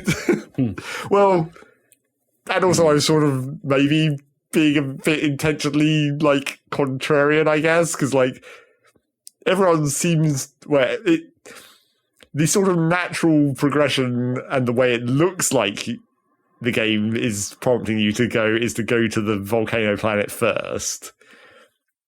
For a couple of reasons, but what like the solar power is like stronger on that planet, so it makes it easier to power your stuff. And then the like special tech of that planet is to basically you suck up the lava and turn that into like iron or whatever directly. And supposedly that is quite easy to scale up, like the output of that. So it's a faster way to get a large quantity of metal plates or whatnot, rather than the usual mining and smelting ores way that you get on the starter planet. So I was like, I don't want to do that. I don't want to do that one. So I was looking at the other ones, and of the other 2, which I still haven't been to the volcano planet. I've been to the other 2, and I definitely picked the easier one of the 2 that were left, which was the ruined planet, where you mine up the scraps out of the ruins and then reprocess those into usable parts, except it's like inverted crafting, where you start with higher tech parts and then you have to recycle them again to break them down into the lower tech components. Right. Which the reason why that planet makes it a lot easier to. Well, it makes that planet a lot easier to visit, basically, because the parts you get out of recycling the scrap, basically you can make a rocket out of that immediately, like without any extra processing. Oh, okay. So you get like the blue chips and the low density structure and just from the scrap. So you can immediately make a rocket and leave if you need to. Well, assuming you can also make a rocket silo, which does take a little bit of work. Do you want to be flying in that rocket made of scrap? I don't know. It's no worse than what you came there on. Yeah, I guess so. It's the exact same rocket. But yeah, that was the planet I went to first, because I was like, this seems like the easiest one to at least get off. Like, the easiest one to leave in case you screw up. But it wasn't super easy to, like, get the science going on that planet. Get the science. Probably the other planet that I went to set afterwards, the swamp planet, might have been easier to just get, if all you were looking to do was get the science pack and then research a technology to get that achievement. But the trouble with that planet is that the Ruin planet doesn't have any enemies, and the Swamp planet does have enemies. And because of the way enemies evolve over time and by pollution, it's like, it's not just pollution, it's also time. Oh, okay. But the time doesn't start until you land on that planet. Oh, okay. So it's like, if I don't go to that planet, then the enemies won't start evolving until I go there. So so if I just wanted to visit there quickly and make the science and get this achievement, that's probably not a good idea, because then I'd have to leave and like leave that planet getting more and more dangerous. To basically just get killed. Yeah. So I was like, I'll avoid that problem by going to the planet that doesn't have enemies, and then I can spend as long as I want there. And only slightly risk the starter planet getting overwhelmed by the enemies evolving in the meantime. But it turns out that wasn't a problem, because by the time I came back, I'd started getting into the weird quality mechanic where you can make special quality. Yeah, you can make special upgraded parts. I planned ahead for this. Basically, my main base has all the individual components that it's making. You have quality modules in the machines that occasionally make the slightly better quality stuff come out. So in my main base, I basically have like the output of all my factory lines has like a branch where it filters off the better quality stuff and puts it on like the one belt that has all the quality stuff and just ships that into storage. So I can use all the quality parts later for making like armor and stuff. So by the time I came back to that planet, I was kind of thinking I might have fallen behind on like fighting the enemies here. I might have been away for so long they've started getting big in their evolution. But when I came back, I was like, oh, I've got all these quality parts. I'll just make a higher quality set of armor, and it's super. I think it's like the armor especially is super unbalanced in the quality, in like tech, where the main bonus you get from higher quality armor is it increases the equipment grid size, which is where you put all like your personal roboports and personal lasers and whatnot, and shields and all that kind of stuff. So every quality level, it gets like one square bigger in both dimensions on the equipment grid. And yeah, I just made like a second tier quality Power Armor Mark II, which gives you so much space. I was like, I barely even know what to do with all this space. I'll put like 2 nuclear reactors and 6 personal defense lasers on it, and then just walk through the enemies, because it's just like nothing can stop me. I basically completely skipped over tanks, because it's just like I went from not worrying about combat at all because my base was so small and it wasn't even polluting that much, to like being practically invulnerable in person. It's like I didn't even need the tank. Although you can even make the tanks stupidly overpowered, because tanks have an equipment grid now, so they can fit shields. And if you make a high quality tank, that also makes their equipment grid bigger. But yeah, now I'm up to making Spidertrons, make quality Spidertrons that have bigger equipment grids, make them even more overpowered. Quality Spidertrons. I think Ipswich need a few of those on the pitch. Yeah. Yeah. Well, 8 legs would hopefully help. But yeah, so the first planet I went to was the ruined planet where it's about recycling. The second planet I've been to is the swampy planet where the swamp planet is kind of a giant pain in the ass, which is also another good reason I didn't end up going there, because it's about farming. So you're growing like the weird plants on this planet. But not about family, it's about farming. No, it's about farming. Okay, it's about farming. But the problem with it is fast and the farmiest. The problem with it is that everything decays. Like, everything is on a time limit, which then you have to do all this weird belt management to deal with, where it's like filter out the decayed products and then take that mulch basically and like reprocess it or whatever. What a great word. Mulch. Yep. It's not called that, unfortunately. It should have been called that. It's actually called spoilage. Spoilage. But yeah. I just discovered a band that's like a metal band. I guess they're metal. They say they're noise rock, but anyway, they're called Chat Pile. I was like, is that like a social media term? No, I looked it up, but I think chat is like a kind of spoil, I guess. It's like slag. Oh, right. Like, I think chat pile means like slag heap, but chat is like some, anyway, like spoil. Chat with like okay, two A's or something, like chat. Like, no, CHAT, chat. Chat pile. I mean, that's chat pile. Yeah, Byproducts of lead zinc mining, apparently. I mean, I am just going to assume it's any part of Discord. Yeah, like chat pile. It's a chat pile. It's just a chat pile. Just a massive pile of chat. Anyway, what do you do with the belts when you're getting rid of your... What was it? Spoilage. Mulch. Yes, I wish it was called mulch. Maybe I could get a mod that just changes that. Just change that one word. I mean, see, now I'm thinking of Gears of War, because there's that minigun, right? It's called the Mulcher. Yeah. But yeah, you have to do... The weird thing about that mechanic is that like everything is on such a short time limit. Like the fruits you pull off the plants last like 2 hours before they decay. But basically everything you make after that has like 2 minutes. Whoa. Okay. So you have to really have your shit running continuously. And then you wait, so like the first fruits are like good fruits and the rest of them are like really temporary. Well, no, it's like once you've opened up the fruit or whatever, I guess, what's inside decays really quickly. But yeah. 2 minutes?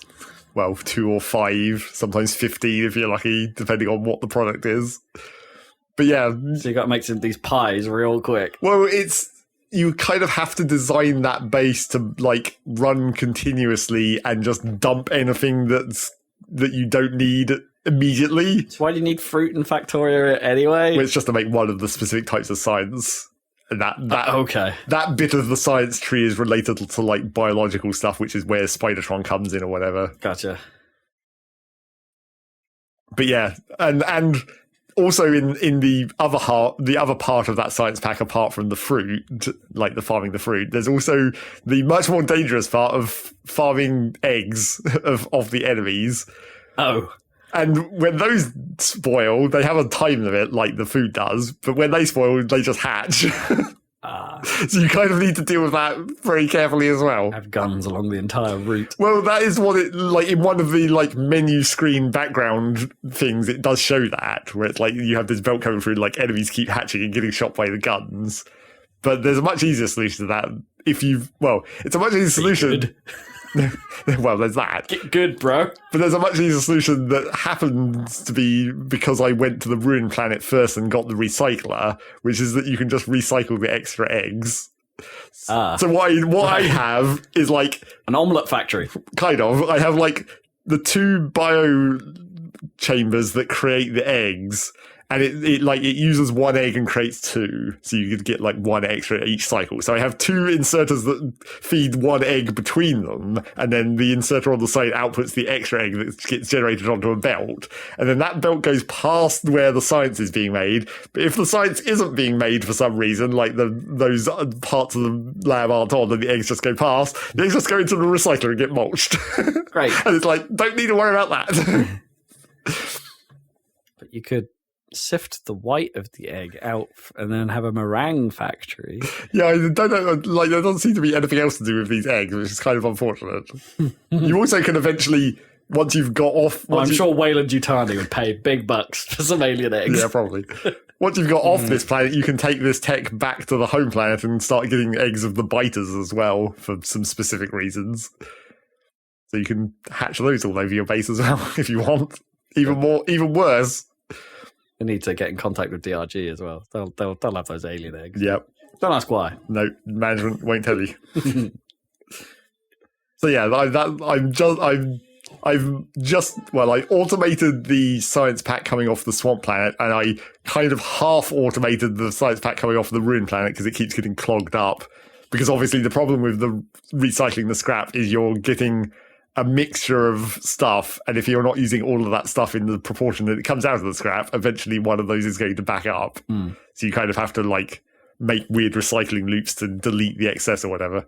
The whole recycling system is kind of weird because it is just deleting stuff. Oh, right. So there's no actual byproduct. Well, it's like when there's a couple of different ways the recycling works. If you put like a crafted item into the recycler, 25% of the time it gives you back the components. Okay. So that's how you're like disassembling the more complicated stuff into simpler stuff on that scrap planet. But then the upshot of that is because it's only 25% of the time, you can just loop stuff through it and then it eventually just deletes it. Oh, I see. Yeah. 75% chance of getting rid of it. Yeah. Eventually it's going to go. But then there's also the even weirder way that stacks with the quality mechanic, where if you put quality modules in a recycler, when it recycles an item, it can output higher quality versions of its components because of the quality modules. Mm-hmm. So if you want to that's what it needs. Yep. The quality modules. So if you want to intentionally generate higher quality parts, you can basically just loop resources through a recycler over and over until it turns into a higher quality component. You are a quality module. Yep, or a quality component. But yeah, that's a very weird system that is just like a giant resource sink at a certain point, because obviously you're losing like 75% of the resources every time it goes through the recycler. And you have if you've got really good quality modules, you might have like a 10% chance on top of that of it actually coming out higher quality. So you're getting a tiny percentage chance. You're just pumping tons of materials in there to gradually upgrade it into a high quality. So what are you doing? Are you actually grabbing those components that are the ones that are recycled? Yeah. You are actually keeping them. You're not just like putting them into a recycler or something. Well, it depends. Like in my current setup on that planet, like certain things I just don't have any use for. Like you get ice out of the scrap and you need to melt that to make water. But I use so little of that in the whole process of this. You just build up a shit ton of extra ice. I'm just like, I just delete that. Because there's not even really any reason to turn that into quality ice. What, like sculptures? Because I don't think there's any crafting recipes that would actually where quality of an ice piece would matter. Is ice like the name of a drug? That would be interesting. If it was you're just melting these ancient alien drugs. Can you hook me up with some quality ice? But yeah, that whole recycling mechanic is sort of weird and just a giant resource sink. But luckily I haven't had to do that because of the way I'd set up my base with this like quality filtering system already, where whenever I've been like, I want to make my armor a better quality, it's just like I've just got a big bank of components at home that I can just pick up. That might change as I'm about to unlock the next tier of quality, like epic tier quality. And then there's legendary tier after that. Because obviously the percentage chance of that goes down even more.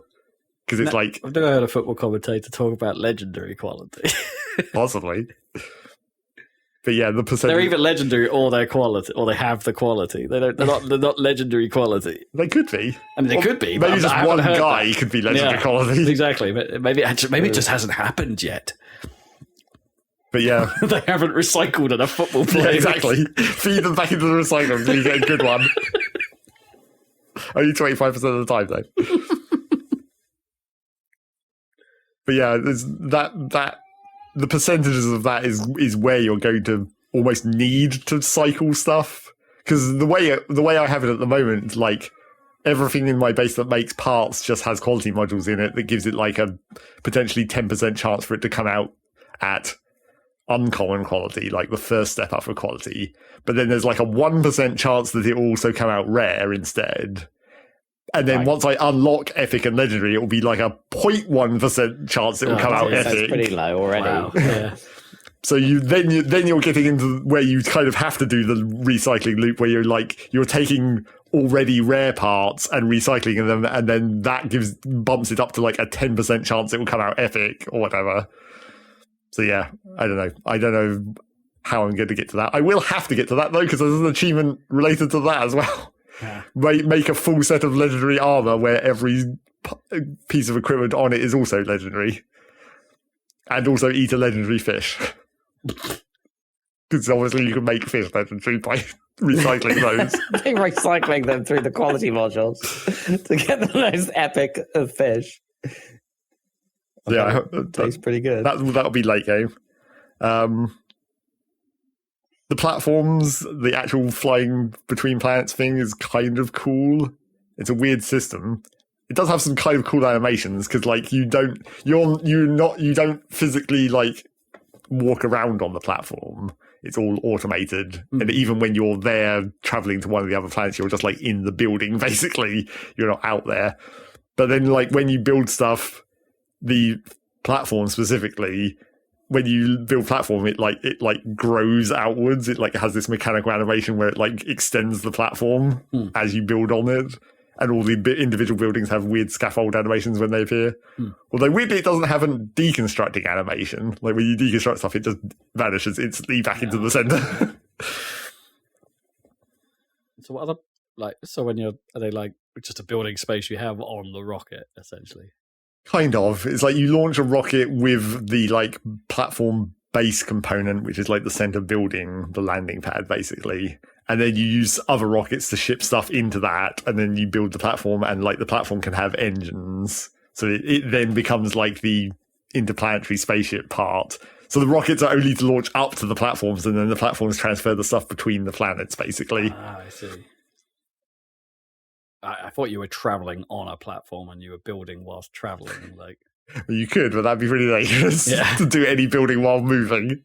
Mainly because as you're moving, a bunch of asteroids. It's a very dense space environment around these planets, apparently. Because there's just asteroids constantly coming in, so you have to build turrets up there on your platform to shoot all the asteroids out of the way. Failed GPS project. Yeah, pretty much. So yeah, that's the weird shit about the platforms. Also, I've started experimenting with like non-moving platforms, because when the platform is just sitting in orbit, you still get like asteroids casually floating past, and that's intentional because you're then meant to collect those, and that's how you make the fuel for the rockets to fly between the planets and whatnot. But I was like, well, that's an infinite resource source, right? Infinite free resources. So if I just make a platform that just has a bunch of asteroid grabbing arms on it, and then just take those things and ship them down to the planet. Oh, ship the whole asteroid down? Well, kind of. What I'm actually using that platform for at the moment is I'm using that to do a quality recycling loop. Because it's like I could just have that run independently of my actual base, because it runs on its own solar power or whatever. Infinite resources from the asteroids, and it can just sit up there processing asteroids and quality looping them to gradually make better quality like iron plates or whatever, and then send those down. It's not actually that fast, though. I was hoping it would be faster, because the trouble is that at the home planets especially, there's not that many asteroids floating around in orbit. The 3 other planets have more in their orbit, and obviously if you're moving, you're encountering a lot more. Yeah. So if I maybe upgraded that platform with like an engine and guns, but then I'd have to build a whole infrastructure to like make ammo for all the guns and all this stuff, which would make that platform just way bigger. I was trying to make it like really minimal, where all it basically is a big long set of arm, like a big straight platform that has all the asteroid grabbers along it to cover as much screen space as possible to collect all the little bits of asteroid that come in. I don't know if that was worth it. It was an interesting experiment. And there is at least one thing that I don't like so much. Let's roll back into a slight Saladcast review of things that I don't like so much, which is like there's it was kind of inevitable, but there's kind of too much focus on everything, the solution to everything just being just use robots. Because like when you want to automate shipping stuff between the planets, you have to get stuff into the rocket silo. The rocket has to launch it to the platform. The platform has to then move to the other planet and then drop it down to the other planet's receiving platform. But in order to get stuff into the rocket silo automatically, the solution is basically just use robots. Because the rocket silo itself acts as like a robot chest where the robots can insert stuff directly into the rocket.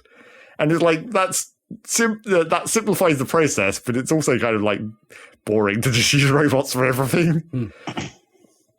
And also, well, I mean, I always prefer using belts. But the trouble, the actual problem, which I'm going to count as saying it's a bug, even though technically it's like working as intended, because the rockets are made of components like blue chips or whatever. You feed those into the rocket silo with a regular inserter into the rocket construction part of the inventory. So they go in there and then the rocket gets built gradually over time. But because of the way that the inserter knows whether those slots are full, you can't then load stuff like the blue chips into the rocket cargo because the inserter doesn't see that. It sees the inventory as being blocked by the fact that there's components that are being used to make the rocket rather than seeing all the empty space of the components. But it's only for like those free components that the rocket uses. So you can't put blue chips into a rocket using an inserter, but you can put blue chips into a rocket using bots. Oh, I see. And it's like, technically that's working as intended, but I still would say that's a bug because it's two things that function differently depending on what the item is. Right, yeah. That does seem confusing. But I'm not sure exactly how you would solve that, because I thought they'd implemented a way to solve that anyway, because the construction slots have a limit of how much you can put in them, of like 2. It's even super low. So you'd think that the inserter could then just continue to insert into the inventory automatically, but then you would kind of need a thing to tell it to not do that if you weren't trying to ship blue circuits. Right. You just turn it off, I guess. Could you set up multiple inserters? This is just the one that's doing that. Yeah, I mean, there would be ways to solve that with circuitry, but I can understand why they wouldn't want to force you to have to do that if this was like the first time you were making a rocket or whatever. If it was the first time you were ever making a rocket and it just kept filling up with blue circuits because the inserters just kept trying to insert stuff, that would probably be quite annoying. But yeah, because the thing is, if you look back to the space exploration mod, the way they did it there was incredibly complicated, but it did allow you that kind of more fine control. Because even with this in the expansion, there's no way to use the circuit network to like launch the rocket. You can't just like send it a signal to tell it to launch. It's either fully automated by the robot request system or a manual button that you push, rather than being able to interact with the circuit network. So I feel like that was a missed opportunity to make that slightly more flexible as well. So yeah, there's that. That's the one of the things that I don't like about it so much. But they have also done a lot of work with like weird quality of life stuff that also just makes everything better. Like when you mouse over a building now in the side panel, it tells you the inputs and outputs like per second. And that is also calculated dependent on like all the modules and stuff that you've put in the building. I see. Okay, It just like pre-does the math for you. That's its real rate. Yeah. Which is very helpful. And there's also the quite complicated but very, very kind of cool system of parameterizing blueprints, where you can make a blueprint where you can set certain, parameters, I guess, of the blueprint to be basically when you place the blueprint down, it opens a dialog box that then you put in the things. So you can make basically like an assembler and like requester chests that take the parameters. So all you need to do is tell the assembler that you want it to make like gears, and then that automatically trickles down to the requester chest to tell it to get iron in order to make the gears.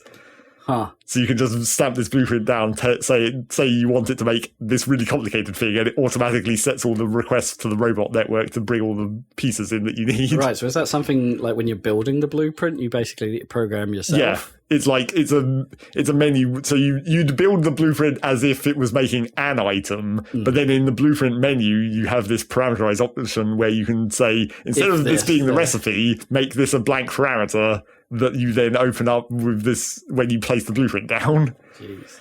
Right, but then you can, like, if they pick, in your case, they picked, I'm making quality. No, I'm making this thing, then set all these other things. Yeah, you can have it like... You can have an if-then tree. Yes, basically. Wow, okay. So yeah, it's pretty cool, but like one of those things that is... I haven't necessarily found that many uses for it. It's obviously, there's that one use for making like a blueprint where you just stamp it down and the building can make anything and it just requests the right items. That's pretty useful for like supply bases. But then the only other time I've used this is like a train station where you can have it automatically set what item the filters are for. So like you can say, this is a coal station, and it automatically sets all the filters up and like makes it so that it only calls in coal trains if it's empty on coal, because it automatically has been set to coal. Okay, yeah. And you can also parameterize the name of the station, so it sets it to, well, unfortunately you don't seem to be able to parameterize a string. So you have to use the icons. So like my coal station is now like icon of the planet it's on, icon of coal, downwards arrow. Smiley face. Yeah, pretty much. Chicken. I wish you could parameterize a string. That would be nice, but the icons will do, I suppose. But yeah, that's quite a cool system. Very complicated. There's a round. Have you ever watched Richard Osman's House of Games? A little bit. Have you seen that round where it is like try and describe a thing but using nothing but emojis? Right, yeah.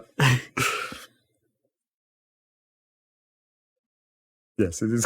That's what that reminds me of. Definitely kind of like that. And there's also sorts of other weird things that you can do, like the map icon stuff has been updated. You can also, if you want to, create like a sub camera where if you just like alt right click on either an object or just a location on the map, it creates like a tag on the sidebar. And if you mouse over that, it just like shows a little window of what's going on there. Assuming you have radar coverage so you can actually see, or otherwise you just get like the fog of war version. Right. But yeah, that's kind of fancy. Apparently you can attach that to other players in multiplayer as well. So you could be like, what's he doing right now? And then just mouse over and see a little picture of... That's kind of neat. Yeah. So yeah, it's a pretty cool update, and the new puzzles and whatnot to solve are kind of interesting. It's also fucking long. I was about to say, is it more substantial than you thought it was going to be? Like, well, it's about as substantial as I thought it was going to be, but it's not fucking... The funniest thing is, like, there's new achievements for speedrun, right? So there's the old achievements for speedrun, which were like... I think the slow one of those was like 10 hours, and the fast one was like 8 hours for old Factorio. Yeah. But now there's a new version of those achievements. The slow one of those is 100 hours, and the fast version is 40 hours. Bloody hell. Wow. So yeah, really long. Yeah, and I don't think I'm going to make either of those achievements on this first run. I don't know how many hours I've already put in, but...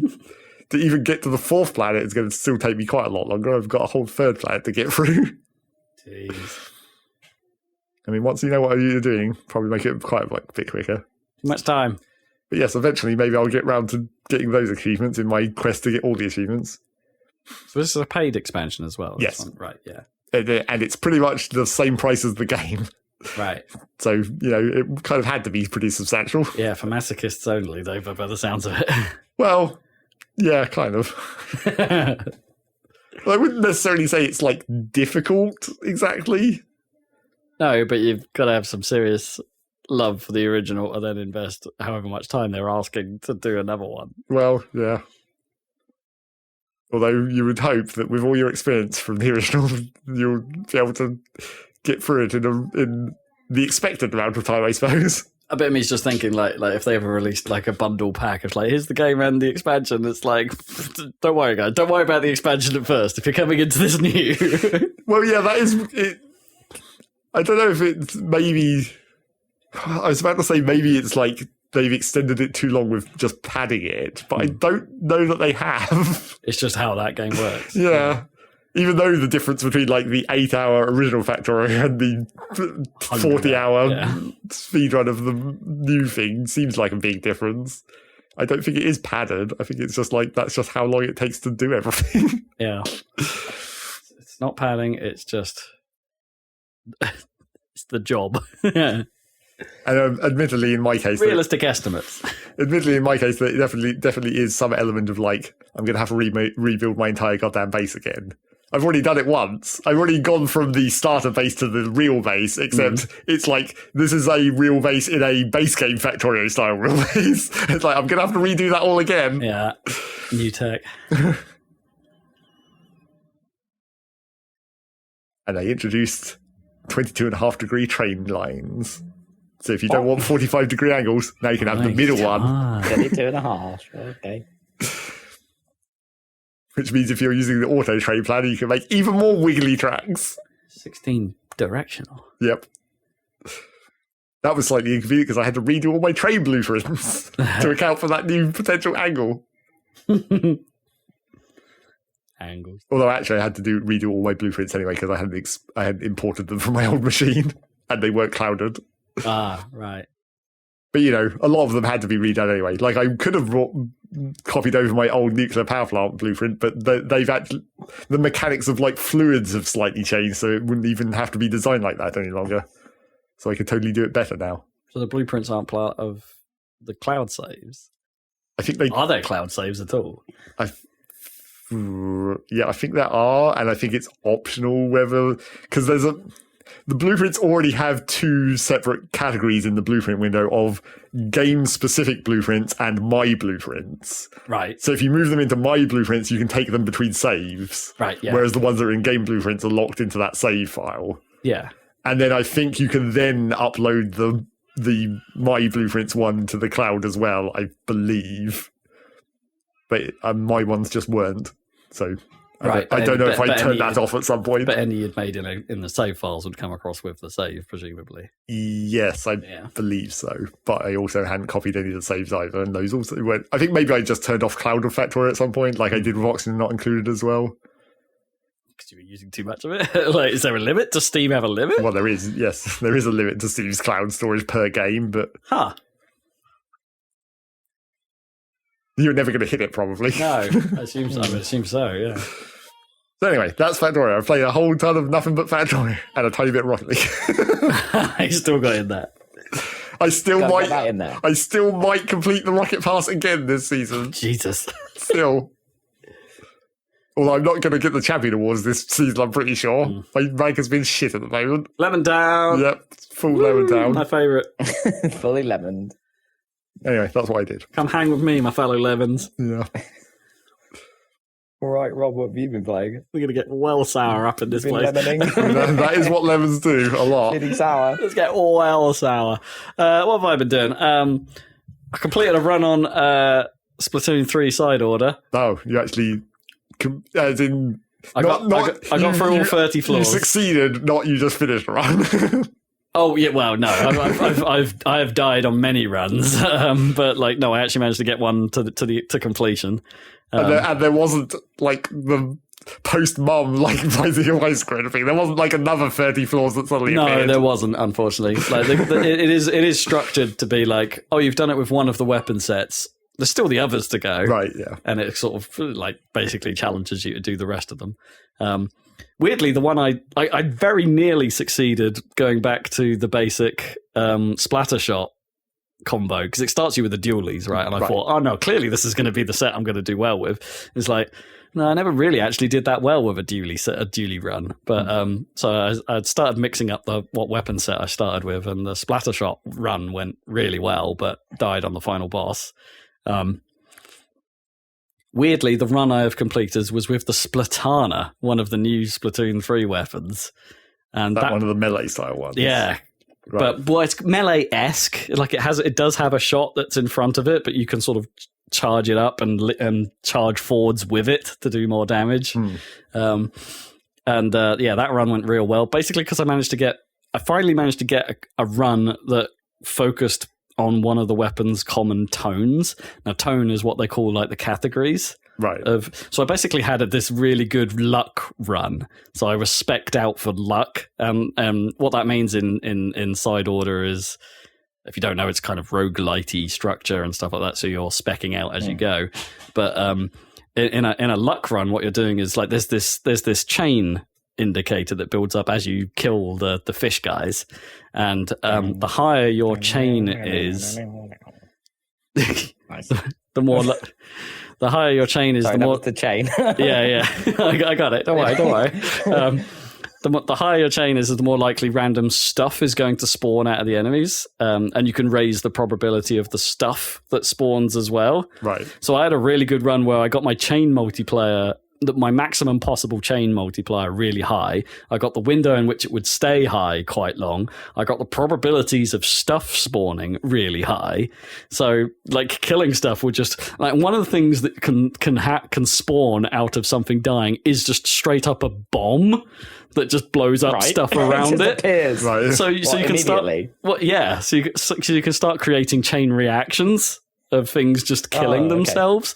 So I was like, I'm just looking for where the mysterious stranger angle is, and I guess that's kind of it. Kind of, yeah. There's a thing that randomly kills something when you kill them. But yeah, so I had a pretty good spec in that direction. So I think like all I had to do is get my chain up a little bit, and suddenly everything started killing themselves and providing me with goodies like, oh, I can replenish my ink without having to spend time refueling. Oh, I can get my special up instantly, so I can just keep popping my specials all the time. It was great. It was a good fun run.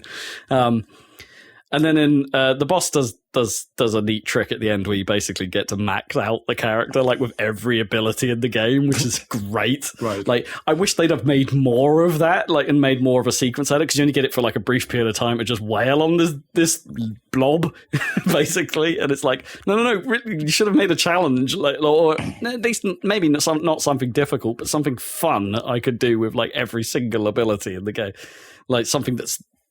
You're so overpowered and so ridiculous. It's like, just make something a little more fun to do with that. Feels like a missed opportunity, but as usual with everything Splatoon, love the styling, love the music, love the presentation of the whole thing. It's great. I do wish I guess I finally like found that thing where it is possible to make an insane character, but you're at the mercy of whether or not you're going to get the things pop up during your run that let you build in that way. Right. And if my experience is anything to go by, that is pretty rare. Like, so I've done quite a lot of runs now, and it hasn't often gone that way. And some of the systems that you come across, like, really don't benefit certain specs. So, in the Splattershot run, for instance, no, that wasn't that run. There was some other run I had where I was heavily drone spec'd, because one of the things you get inside order that's kind of unique, you get this little drone version of Pearl from Off the Hook following you around, and you can equip her with weaponry that she'll just drop around the level as you build up her own gauges by doing stuff. And there are perks you can get to change how fast those build up, how quickly they build up, what the minimum level is for each weapon, blah, blah, blah, blah. So you can have a drone spec. And I had a pretty potent one of those going. But one of the other things the game does is, like, at the start of each floor, you get a choice of 3. But one of the modifiers that can be applied to the stage is this little danger tag. And it doesn't tell you what that danger tag is, but you know it's going to be a negative modifier. Unfortunately, that negative modifier always seems to be the exact worst thing that could possibly be for your spec. So in this drone run I had going, it gave, and you have to. You don't have to pick the danger stages, but if you don't pick them and get them cleared off your list, they're going to start turning up more often in the choices. Right. So it sort of behooves you to do one every now and then to sort of get it out of the way. So yeah, I had a pretty good drone run going, and of course the thing I got, it was a drone luck run. So it was kind of spec'd in that way, and the danger task was no drone, no item spawning. Right. And of course that's it. That's the run fucked at that point. There is absolutely no, I'm like, and it was a hard challenge as well. So I had absolutely no leg to stand on. That's it, run over. And it's like, yep, I suppose that's roguelikes. It's like, and that's frustrating. I haven't seen too many danger events that aren't I'm taking away the drone from you, in fairness.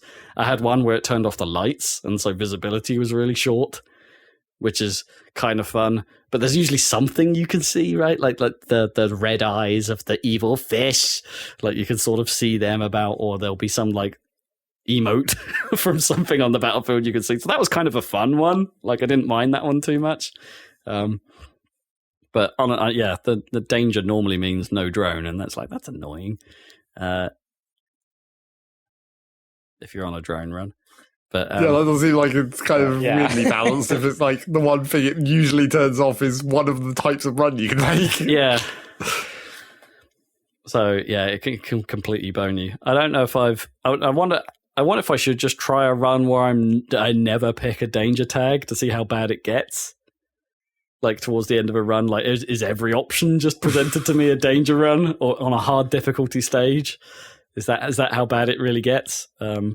I guess I haven't tried that too much, but you actually get more reward from doing the danger run as well. You don't know. Well, that should be what the option is, though, right? You get more reward for doing higher difficulty graded stages, but the danger tag doesn't appear to be, just appears to be an extra on top of that. I don't think it affects the membucks, as they're called, the sort of monetary value you get out of a stage. But yeah, I don't know. It's quite appropriately for its name, I suppose. It's quite Moorish, as in like I like its structure. I like the fact that it's not one massive 45-minute run you have to commit to, because it's 30 little stages along the way. Right. You can sort of bite off a stage for a couple of minutes and then, or bite off several of them and then go, yep, I'm putting this down now. I'm stepping away from it and I'll come back to this run pretty easily. Right, you don't lose your touch in the meantime. Yeah, I mean, there's an element of that for sure. Yeah, like, or you've forgotten exactly what you can revisit, obviously, but look at what all your perks are currently. But yeah, I guess you know what I mean. You might lose the finesse of what that run is about if you put it down for a little bit. But I'm not 100% sure I'm done with this, basically. Like, I kind of thought, it's like, yeah, I'll finish it once and that'll probably be enough for me, like almost everything I ever do. But I don't know, I'm done with this. There's enough of I'm on the hook. Right. So I might do some more.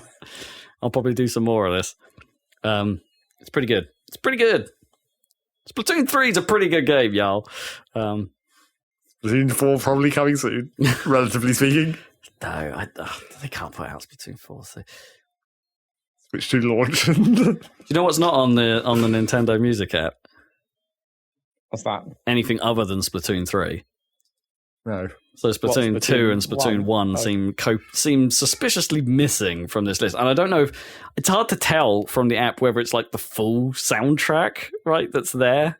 So I guess I'd have to go digging and try and figure that out. You can just go in the game and play it instead. Yeah, I don't even know where you do. I'm sure it's there, but I don't even know where you do that. Because it used to be the rhythm game, right? That was how you played the music, and I don't know. That's not in Splatoon 3. Must be there somewhere. I've forgotten. Also, like that list on the Nintendo. I downloaded the Nintendo Music app and signed in. By the way, we were talking tonight. The list of games that's on there, it's pretty small at the moment. Really? Like, I think it's going to be like one of those like Nintendo Online things where they're going to like slowly add stuff to the service over time to be like, by the way, we added this thing. Isn't that great? And it's like you could have done that from the start. Yeah. Could have done that from the start. What are you doing, Nintendo? Just like every... I was going to say ROM. I guess they are kind of ROMs. Every time they add a game to Nintendo Online. I mean, not only is F-Zero GX obviously not there. Obviously. Like, there's only one GameCube game represented, and it's Metroid Prime. Not even, like, Prime 2. Well, I did have Or Double pretty Dash. interesting What? What were you There's no expecting? Pikmin. You were expecting them to go for Double Dash? Mario Party 4. I don't know. Mario Party 4, now you're getting ridiculous. Like, let's put Luigi's Mansion. Come on. Luigi's Mansion, okay. For Halloween, come on. Super Mario Sunshine. Come on. Yeah. You only need about one track out of Super Mario Sunshine. I mean, I had an Animal Crossing game. There's probably some like KK Slider tracks in there that aren't anywhere else. But you only want those in Animal Crossing. I don't think you want to Probably. don't think you want to listen to any KK stuff outside of Animal Crossing. I mean, on N64, they haven't even got Mario 64. There's like so far, there's only Ocarina of Time and Lilac Wars, and it's like, okay, pretty good choices. But where's your F-Zero X, man? Come on. Would you prefer the F-Zero X versions over the GX versions, though? Oh, but F-Zero X soundtrack is really different. Like it's it's rock, isn't it? Whereas GX is more. Well, but they do have some of the same songs, though. Not many, actually. Like the Big Blue is probably the main one, right? And Mute City, I guess. But other than that, not really a lot of crossover between those games. Anyway, it's weirdly disappointing looking at that list. It's like, wow, there's like enough. Pikmin 4 is there. No other Pikmin games. Well, I haven't played that, but I bet a lot of the music is remixes Probably of the the old same. songs anyway. Yeah. Fire Emblem on GBA. None of the other Fire Emblems. Wait, but which Fire Emblem on GTA? Well, I think it's the one. I think the one that in the US release is just called Fire Emblem. Oh, okay. Dr. Mario on Game Boy. The Game Boy, not the NES version. The Even. one song from Dr. Mario, I guess there's like 3 technically, but Like, there's no Super Mario Kart on here actually at all. Oh no, there's Mario Kart 8 Deluxe, I suppose. The Switch one. that feels like that could mean anything though. Like, what are the songs even from that? They're just old Mario Kart songs again, basically. Kinda. I guess there's probably some unique ones, right, for the new stages, but not every stage is represented in Mario Kart. Anyway, what a weird thing. What else have I been playing? I very briefly touched Star Trucker again, just to sort of. I didn't play a lot of it, just like an hour, really. Okay. Just went back in and did a couple of jobs, left. Realised I was still skint, left, basically. I finished Flintlock. Right. So that was the other thing I was working on, right? That did I even talk about that last time? Right, okay. Yeah, Flintlock, the sort of Souls-y like game from the developers of Ashen. So it wasn't that long, I guess. It was longer than I expected. So Right. I was sort of anticipating it to kind of be. I think I said this last time. I was anticipating it to be a sort of more of an episode in the story rather than a story. It still feels kind of weird.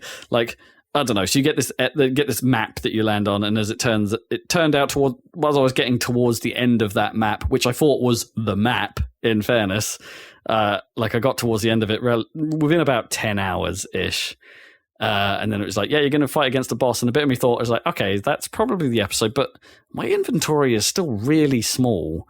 And apparently I've only got half of some of the unlocks here and some of the stuff here. I was starting to question, it's like, yeah, okay, this seems early. something's afoot here. Turns out there's a whole nother map to work through. It's like Smash Bros. Yeah. Yeah. There's a whole nother stage to work through that is a little less linear in terms of its progression, I suppose. A little less. But there's sort of this like one like blob, I suppose, off the side of the map that is almost entirely optional. You don't have to do any of it, but you can go there and there's a whole bunch of side stuff to do.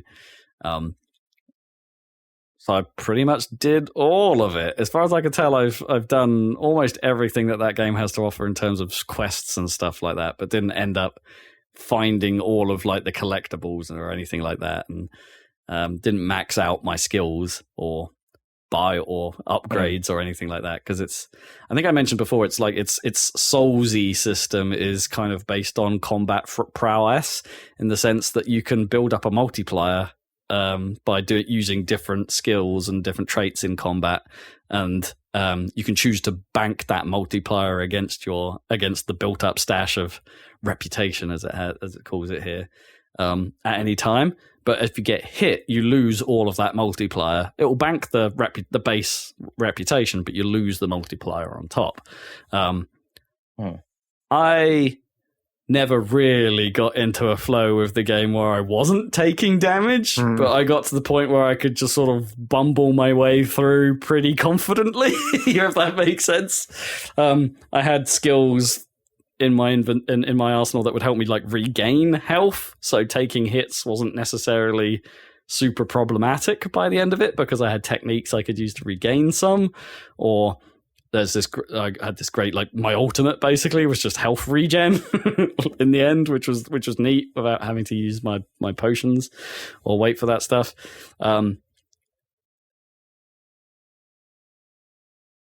having a hard time trying to think what to say about it because it's kind of soulsy, but I think I can tell that it's probably not as good as a From Software game overall. Like, there was a bit clunky in places. Right, yeah. Like, there was definitely graphical glitches here and there. Some things that didn't necessarily feel like they gelled together as well as they should. I talked about the audio recording quality a little bit before, and I think there were definitely moments, especially towards the end of the game, where the audio mix just seemed off in a weird way. Like, certain voices just seemed far too quiet. That was supposed to be big, loud, booming, and present. Just seemed really quite quiet and mixed really strangely. That I didn't quite follow. The story is not compelling at all. Especially towards the, like, it kind of falls apart. There's a twist, twisty-ish kind of moment about how you and Enki, about the world and the makeup of it and why things are what they are and how they relate to you. There's a little bit of a twist there, but that was kind of told badly enough that I didn't really follow what was happening. What were you just telling me? Why? Like, I can tell that you now think it's not your fault and that it's this person's fault, or but I don't understand the why. And when you get to the ending, it just sort of ends. Like, there's no like real like epilogue or anything like that. It's just like, yep, you're done. In some way, that is kind of like Dark Souls, I guess. I guess, yeah. It's just like, yep, you're done. Credits, nothing else. You're done. Bye. What I would say is, like, with the exception of the very last boss, which I frankly didn't like simply because of camera issues more than anything else, I enjoyed the boss fights. I thought that, and in fact, all of the combat in the game, for the most part, feels fair.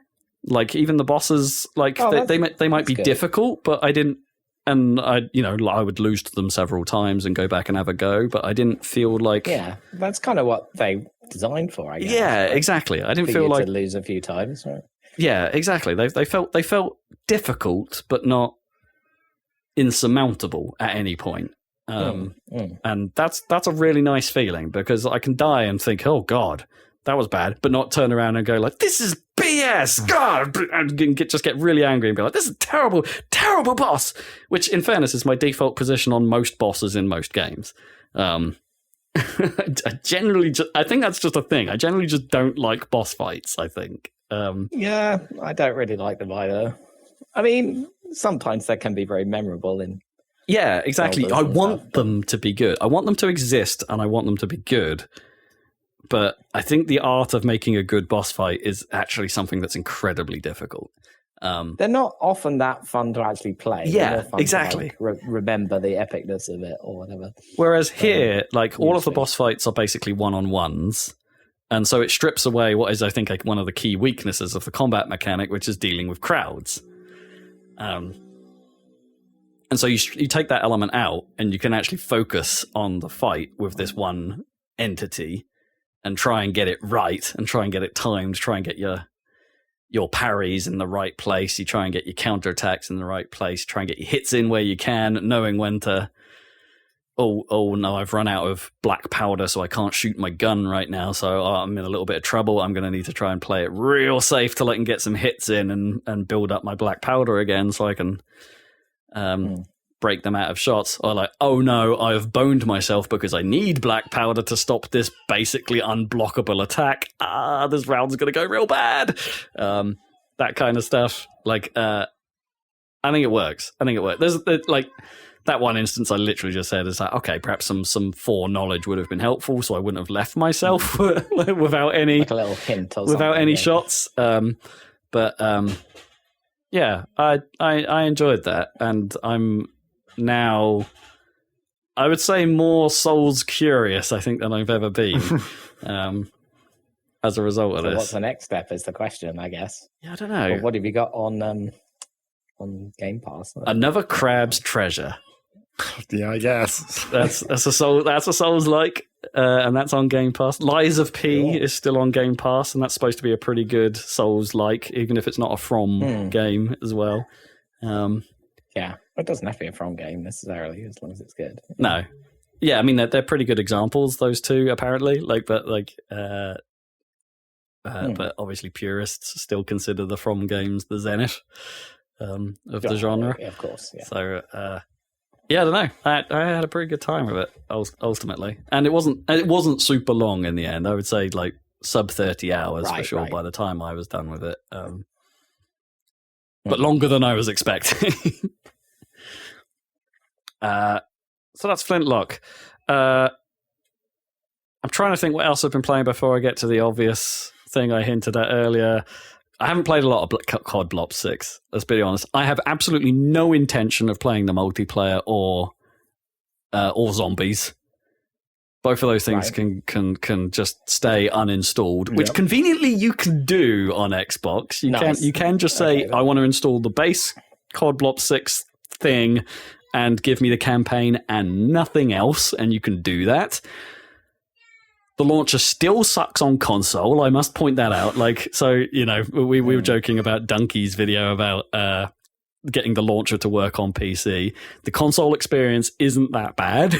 It isn't anywhere near as bad as the PC experience, but it's still pretty bad. You are still basically downloading the COD launcher, and then putting Blob 6 into the COD launcher, which as kind of additional DLC packages, which is kind of weird.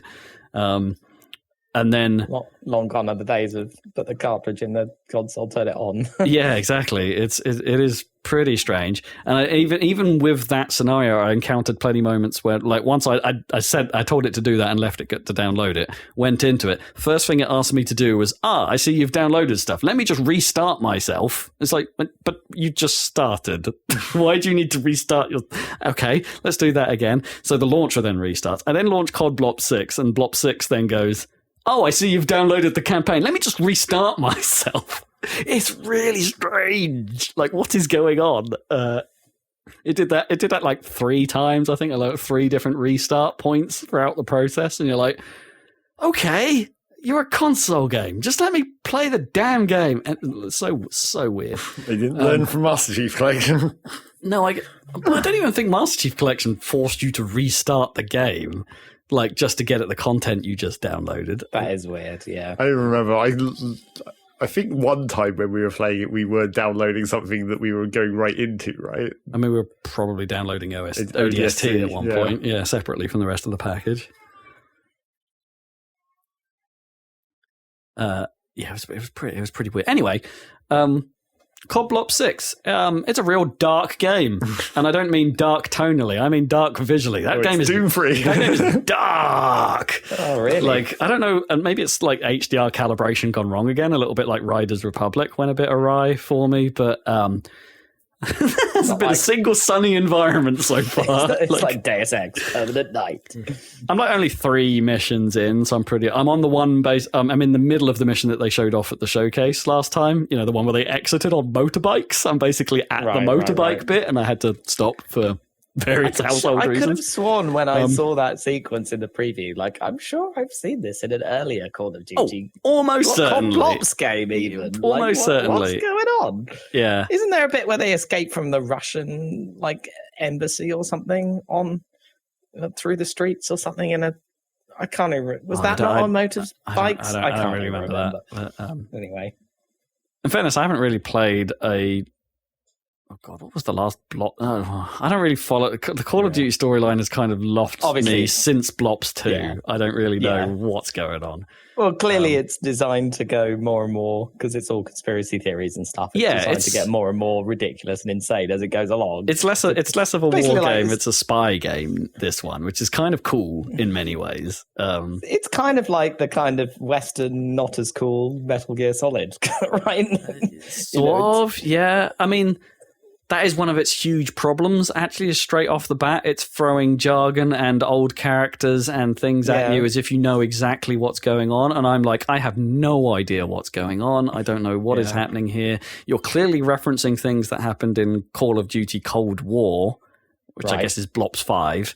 And I have no idea. I'm not following the story at the moment. All I know is that there's this evil military entity paramilitary entity called Pantheon that may or may not have its hooks in the CIA itself, because of course the Lale Lulelo or whatever.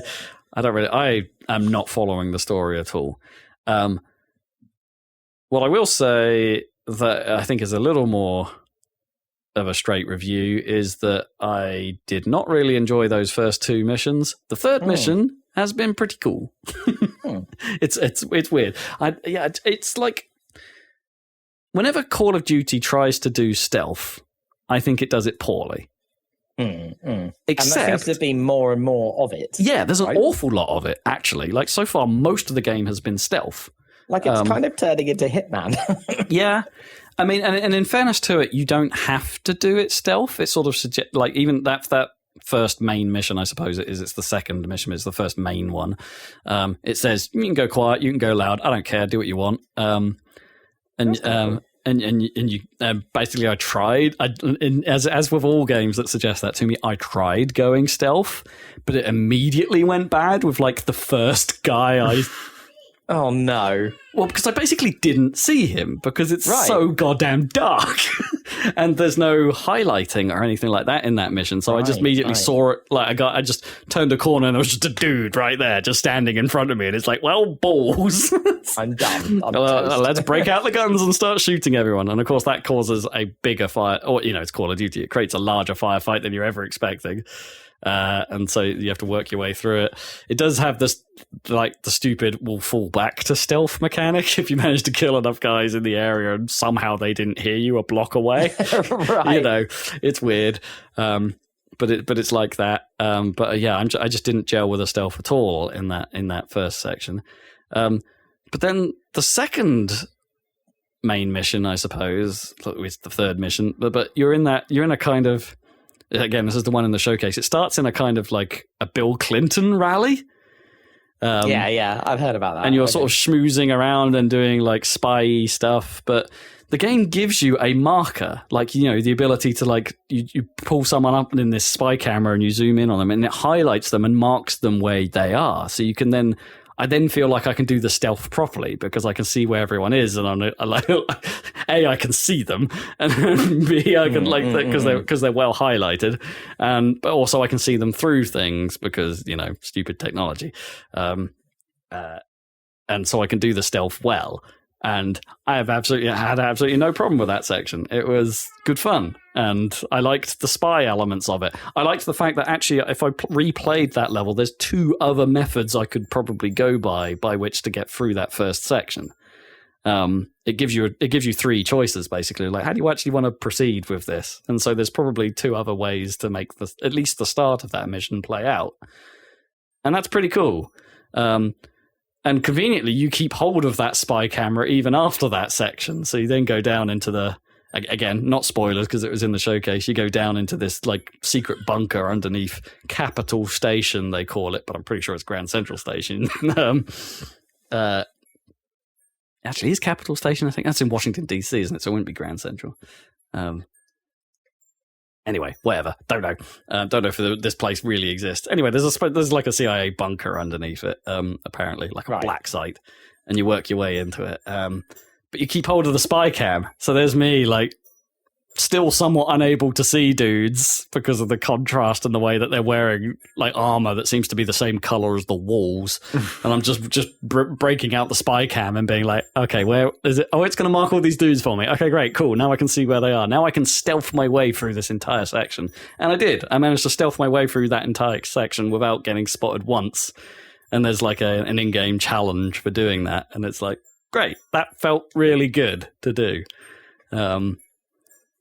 And pull off. And then you have to fight your way back up and it becomes pure COD on the way back out. But, you know. Yeah, but need a bit of that in a COD game. Yeah. Some pure COD. So, cool. Mixed bag so far, I would say. I know, I kind of see what they're going for with the presentation. Like, everything is dark because it's all supposed to be a bit shady, you know, a bit undercover, a bit Black Ops. It's in the goddamn name. None of your White Ops. Yeah, but I don't know, Black Ops 1 and 2 managed to succeed pretty well by being very bright games comparatively and very readable games. And this, I just don't find this very readable at the moment. Yeah, okay. Yeah, fair enough. From a visual, but the visuals are nice, but they don't help the gameplay, if that makes sense. And I dread to think what that is like actually in multiplayer, right? If that's the same aesthetic that's carried over, that sounds like a nightmare. So I'm not, as I said, not even going to bother with the multiplayer, and I just don't care anymore. But but a good COD campaign, I guess I've kind of got, as I said, that's why I'm doing it. I've got that little bit of an urge. Like I think Blops 1 and Blops 2 are really good campaigns.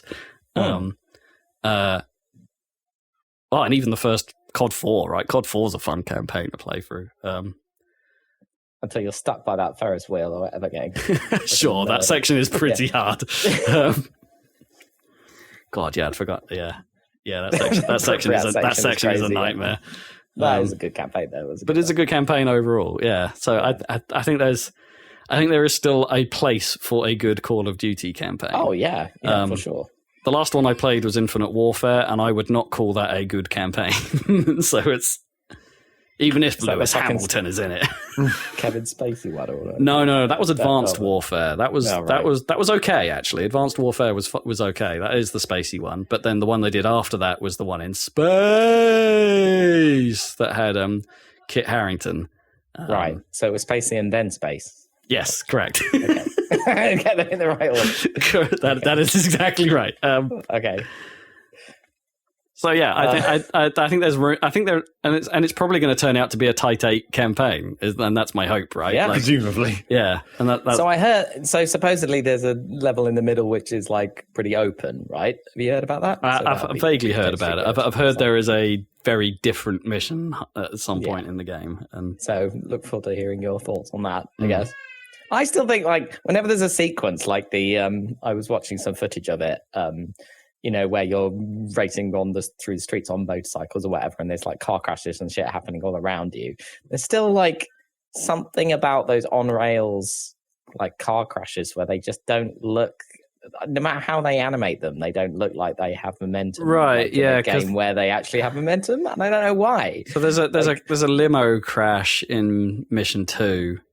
And yeah, I'd agree. It looked flashy, and the particle effects look lovely. The lighting in most cases does look, despite the fact that it being so dark, I guess it makes for like when there is light, and like explosions and stuff. They look real cool, but the way the actual limo moves. Suspect. It looks like it reminds me of like Time Crisis or something. Like, you know what I mean? It's like, why is this all like? You know, it feels like a weird cartoon for some reason. With slightly weirdly janky animation. Yeah. Okay. And I don't get why, because presumably if you're animating that stuff these days, the tools would mean that it's probably easier to actually do a physics simulation than it is to try and hand animate it, right? But they need everything to land exactly where it is so they can animate the rest of the scene later on. Yeah, but I mean, you could animate it with a physics simulation. And I see what you mean. And then capture it. Yeah. Yeah, or whatever. I'm sure that's anyway. Or there's probably a way to spoof it in such a way that it lands exactly where they need it. And exactly.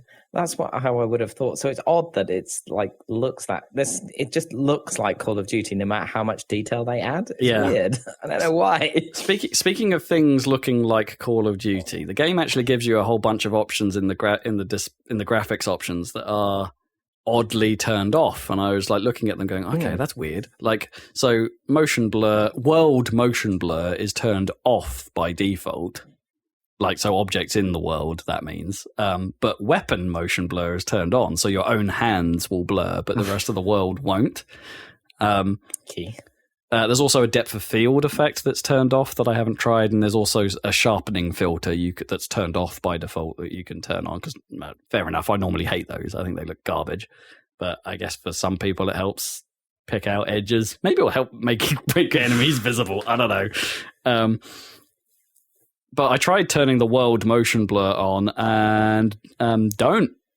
Top tip, don't. It is an incredibly swimmy looking experience, like overly motion blurred. And there's no... It's like any Unreal Engine game. Yeah, there's no...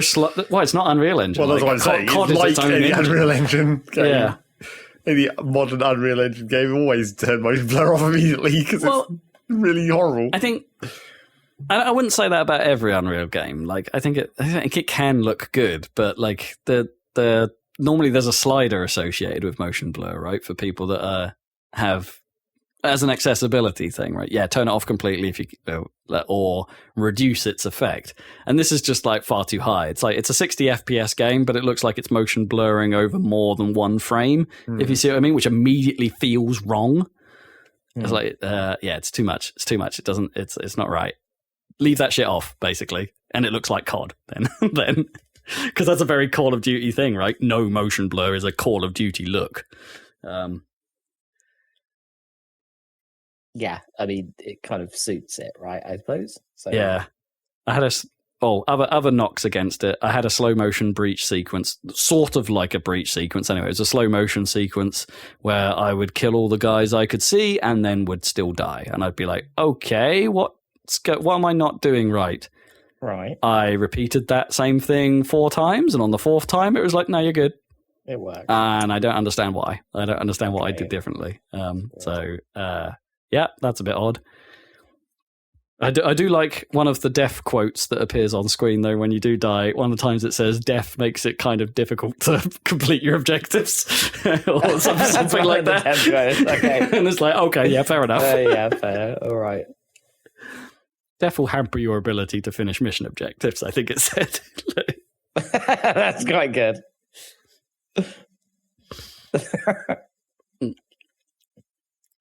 Yeah, what I don't know is whether they're pulling any of the tricks like Black Ops 2 did yet or anything, because Black Ops 2 had that thing where like some missions could end differently based on your pace. I'm kind of hoping they don't, because like or at least that they make it clear that that's what's happening. I don't think there's going to be a branching path here like there was in Blops 2, but they haven't made it obvious that that's what's happening. So because I don't know, the kind of counter COD thing to do is often taking your time.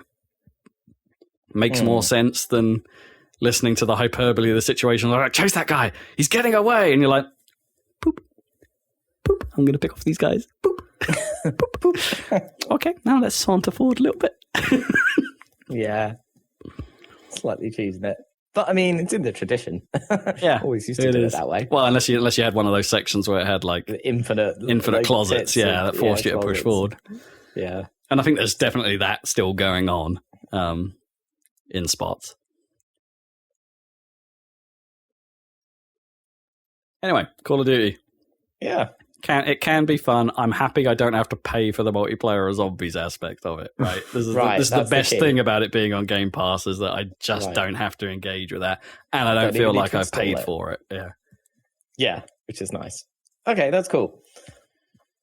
So yeah, and I'm sure we'll hear more about that. Oh yeah, I'll have finished. It'll probably be done by next time. Yeah.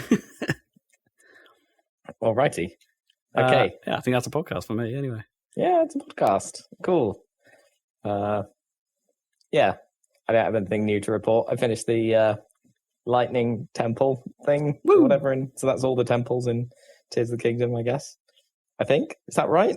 You could probably tell me, Zach. No spoilers. Okay, except saying that is just a spoiler. Okay, there's probably more. It wasn't very big, that one. No, I wouldn't say there's any more temples per se. I mean, there is technically. I mean, have I not seen one more? I don't even remember any longer where you got to. Right. Anyway, I'm sure there's more. I hope there's more dungeon because it was cool, obviously, in Tears of the Kingdom versus Breath of the Wild to have a bit more, less uniformity in the design of the big dungeons, right? Because that was the thing with the Divine Beasts, and at least they had the Divine Beasts were cool, but it's nice to have that variety of the temples. Mm-hmm. I agree. Cool. I mean, not quite as many as your classic ocarinas, but still pretty good. That was nice. Yeah, there's something nice about having a suddenly structured sequence in amongst all of the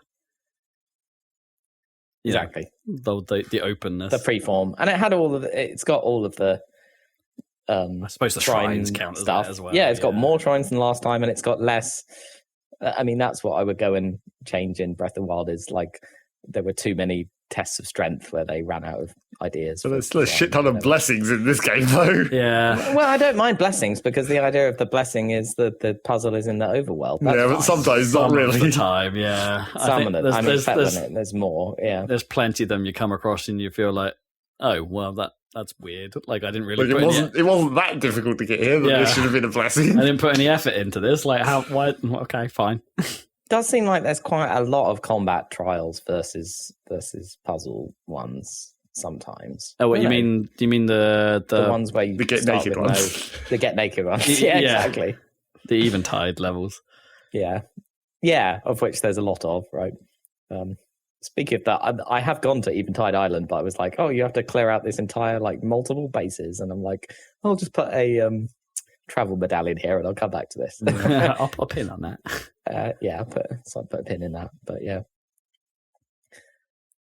I think I saw someone saying online that Lurelin Village is now the coziest place, and I think I agree. Oh, bugger, I really have got to rebuild that place then, right? Okay. Yeah, it's much cozier than because obviously insane. Kakariko is kind of ruined, and Hatano is full of insane fashionistas in this one. Yeah, I don't know. I still like Kakariko. You do? Yeah. I mean, it's got.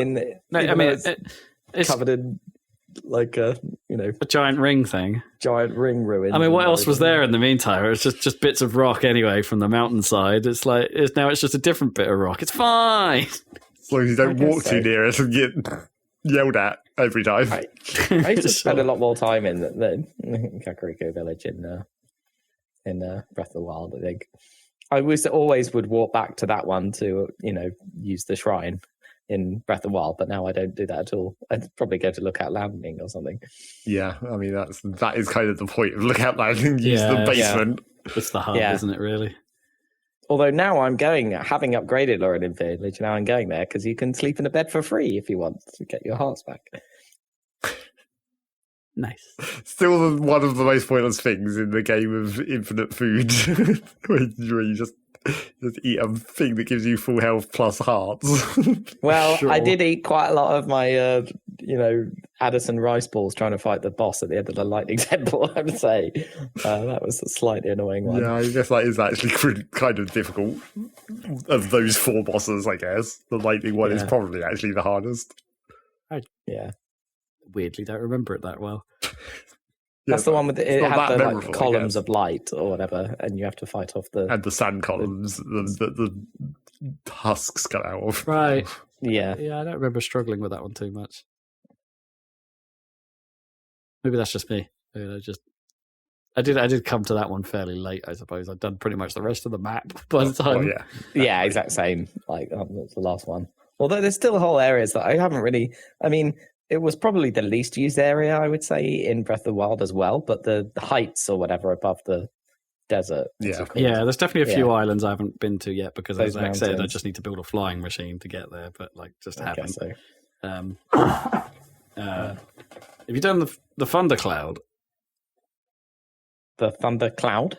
Okay, I guess not then. No, I don't. Yeah. I won't say any more. But that probably follows, right? The lightning temple, by the sound of it.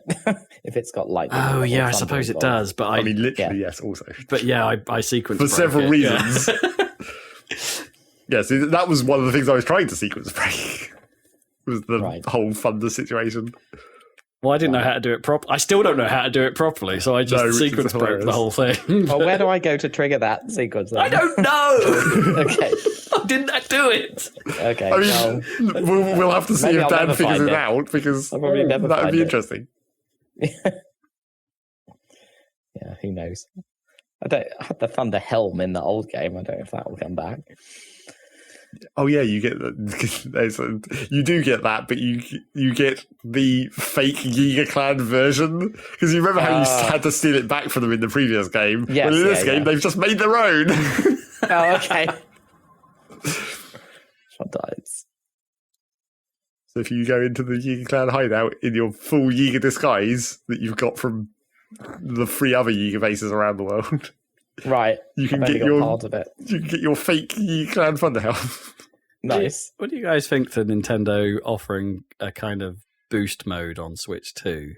Like, as in, if It'd be amazing if they did that. I don't know if they will. Like, or do you think they would go max compatibility?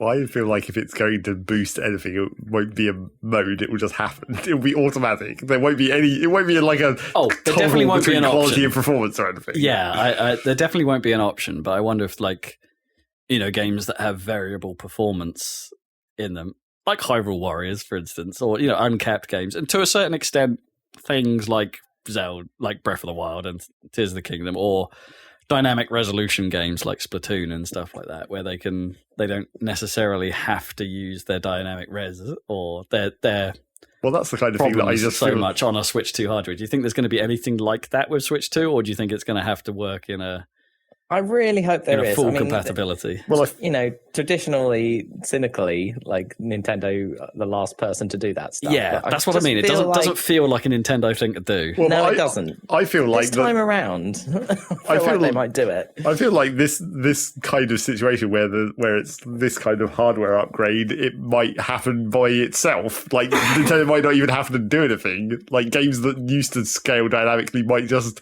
automatically use more power inherently without having to be told to, basically. Yeah, I mean that's the hope. I mean, there's always a risk that you run into compatibility issues when you do that. But is that something Nintendo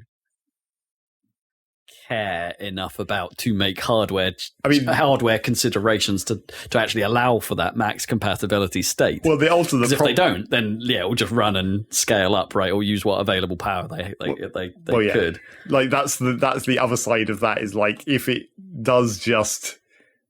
games do just run better because of the better hardware, that might be limited in the opposite way, where it's like, if you don't do the work, they won't actually be able to exploit that new hardware, but they will just run better. It's like they'll run as good as they could possibly have done on a Switch running at its best performance, but not actually better. I mean, I predict that's what it would be. Like take Age of Calamity, for instance. Like you're probably not going to get like a bigger draw distance or anything that. The game that's the engine though. That's not like hardware limit. Yeah, exactly. But you might still get you might potentially get a better dynamic res out of it. You might potentially get a more stable frame rate out of it. Yeah. Without having to do anything to the game, yes. Right? If you just let it have some overclock settings.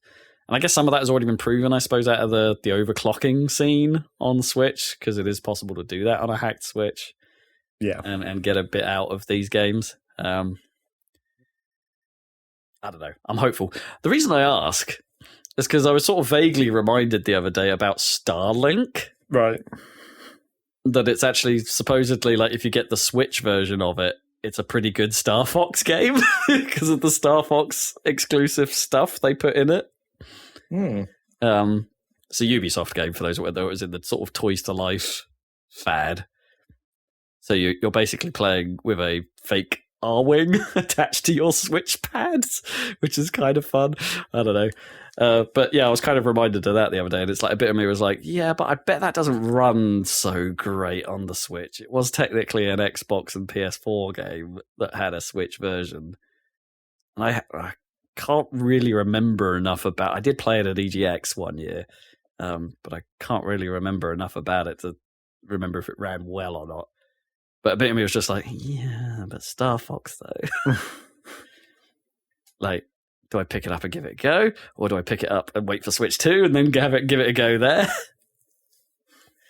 Hopefully, it will get cheaper over time, but maybe not because of collectibles. You can find some pretty good deals on the starter kit. So That's why it sort of, again, that's why I was reminded of it. I was randomly browsing Vinted for old for retro games, and the Starlink pack came up quite a few times, as it turned out.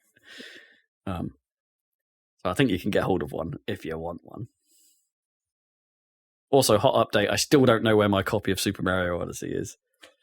Right. It's gone walkabouts, and I don't know where it is. That's really annoying to me as my collector brain sort of part just goes, what? I'm sure I must have lent it. So I must have lent it to someone. Either that or Marzy's eaten it. I don't know. I doubt it. It's got that like it's the horrible cartridge taste. Yeah. Yeah. And with that, on that bombshell, as they say, it's the time to end the podcast. If you're listening to the podcast and you've got my copy of Super Mario Odyssey, yeah, just know you've gotten away with it. For now. It's yours for now. Alrighty, that's the end of the podcast, but we have videos to watch on YouTube, so watch those. We've got mainline videos, Freedom Planet. Yeah. And we've got Satisfactory videos, so all that stuff we were talking about earlier is available for your viewing pleasure. Woo! Mostly Zach-based on YouTube. So check that out. Happy Salad. As are all of these podcasts now. You can listen to them there. Indeed. You can listen to the podcasts directly on YouTube or from your favourite podcatcher. And you can also go to our website and listen to them there and like browse around at the same time if you wish. So, and we'll be back with another one of these in a couple of weeks, so we'll catch you then. See ya. Bye. I didn't even talk about F-Zero GX. I played a lot of that. Okay, thanks. Bye.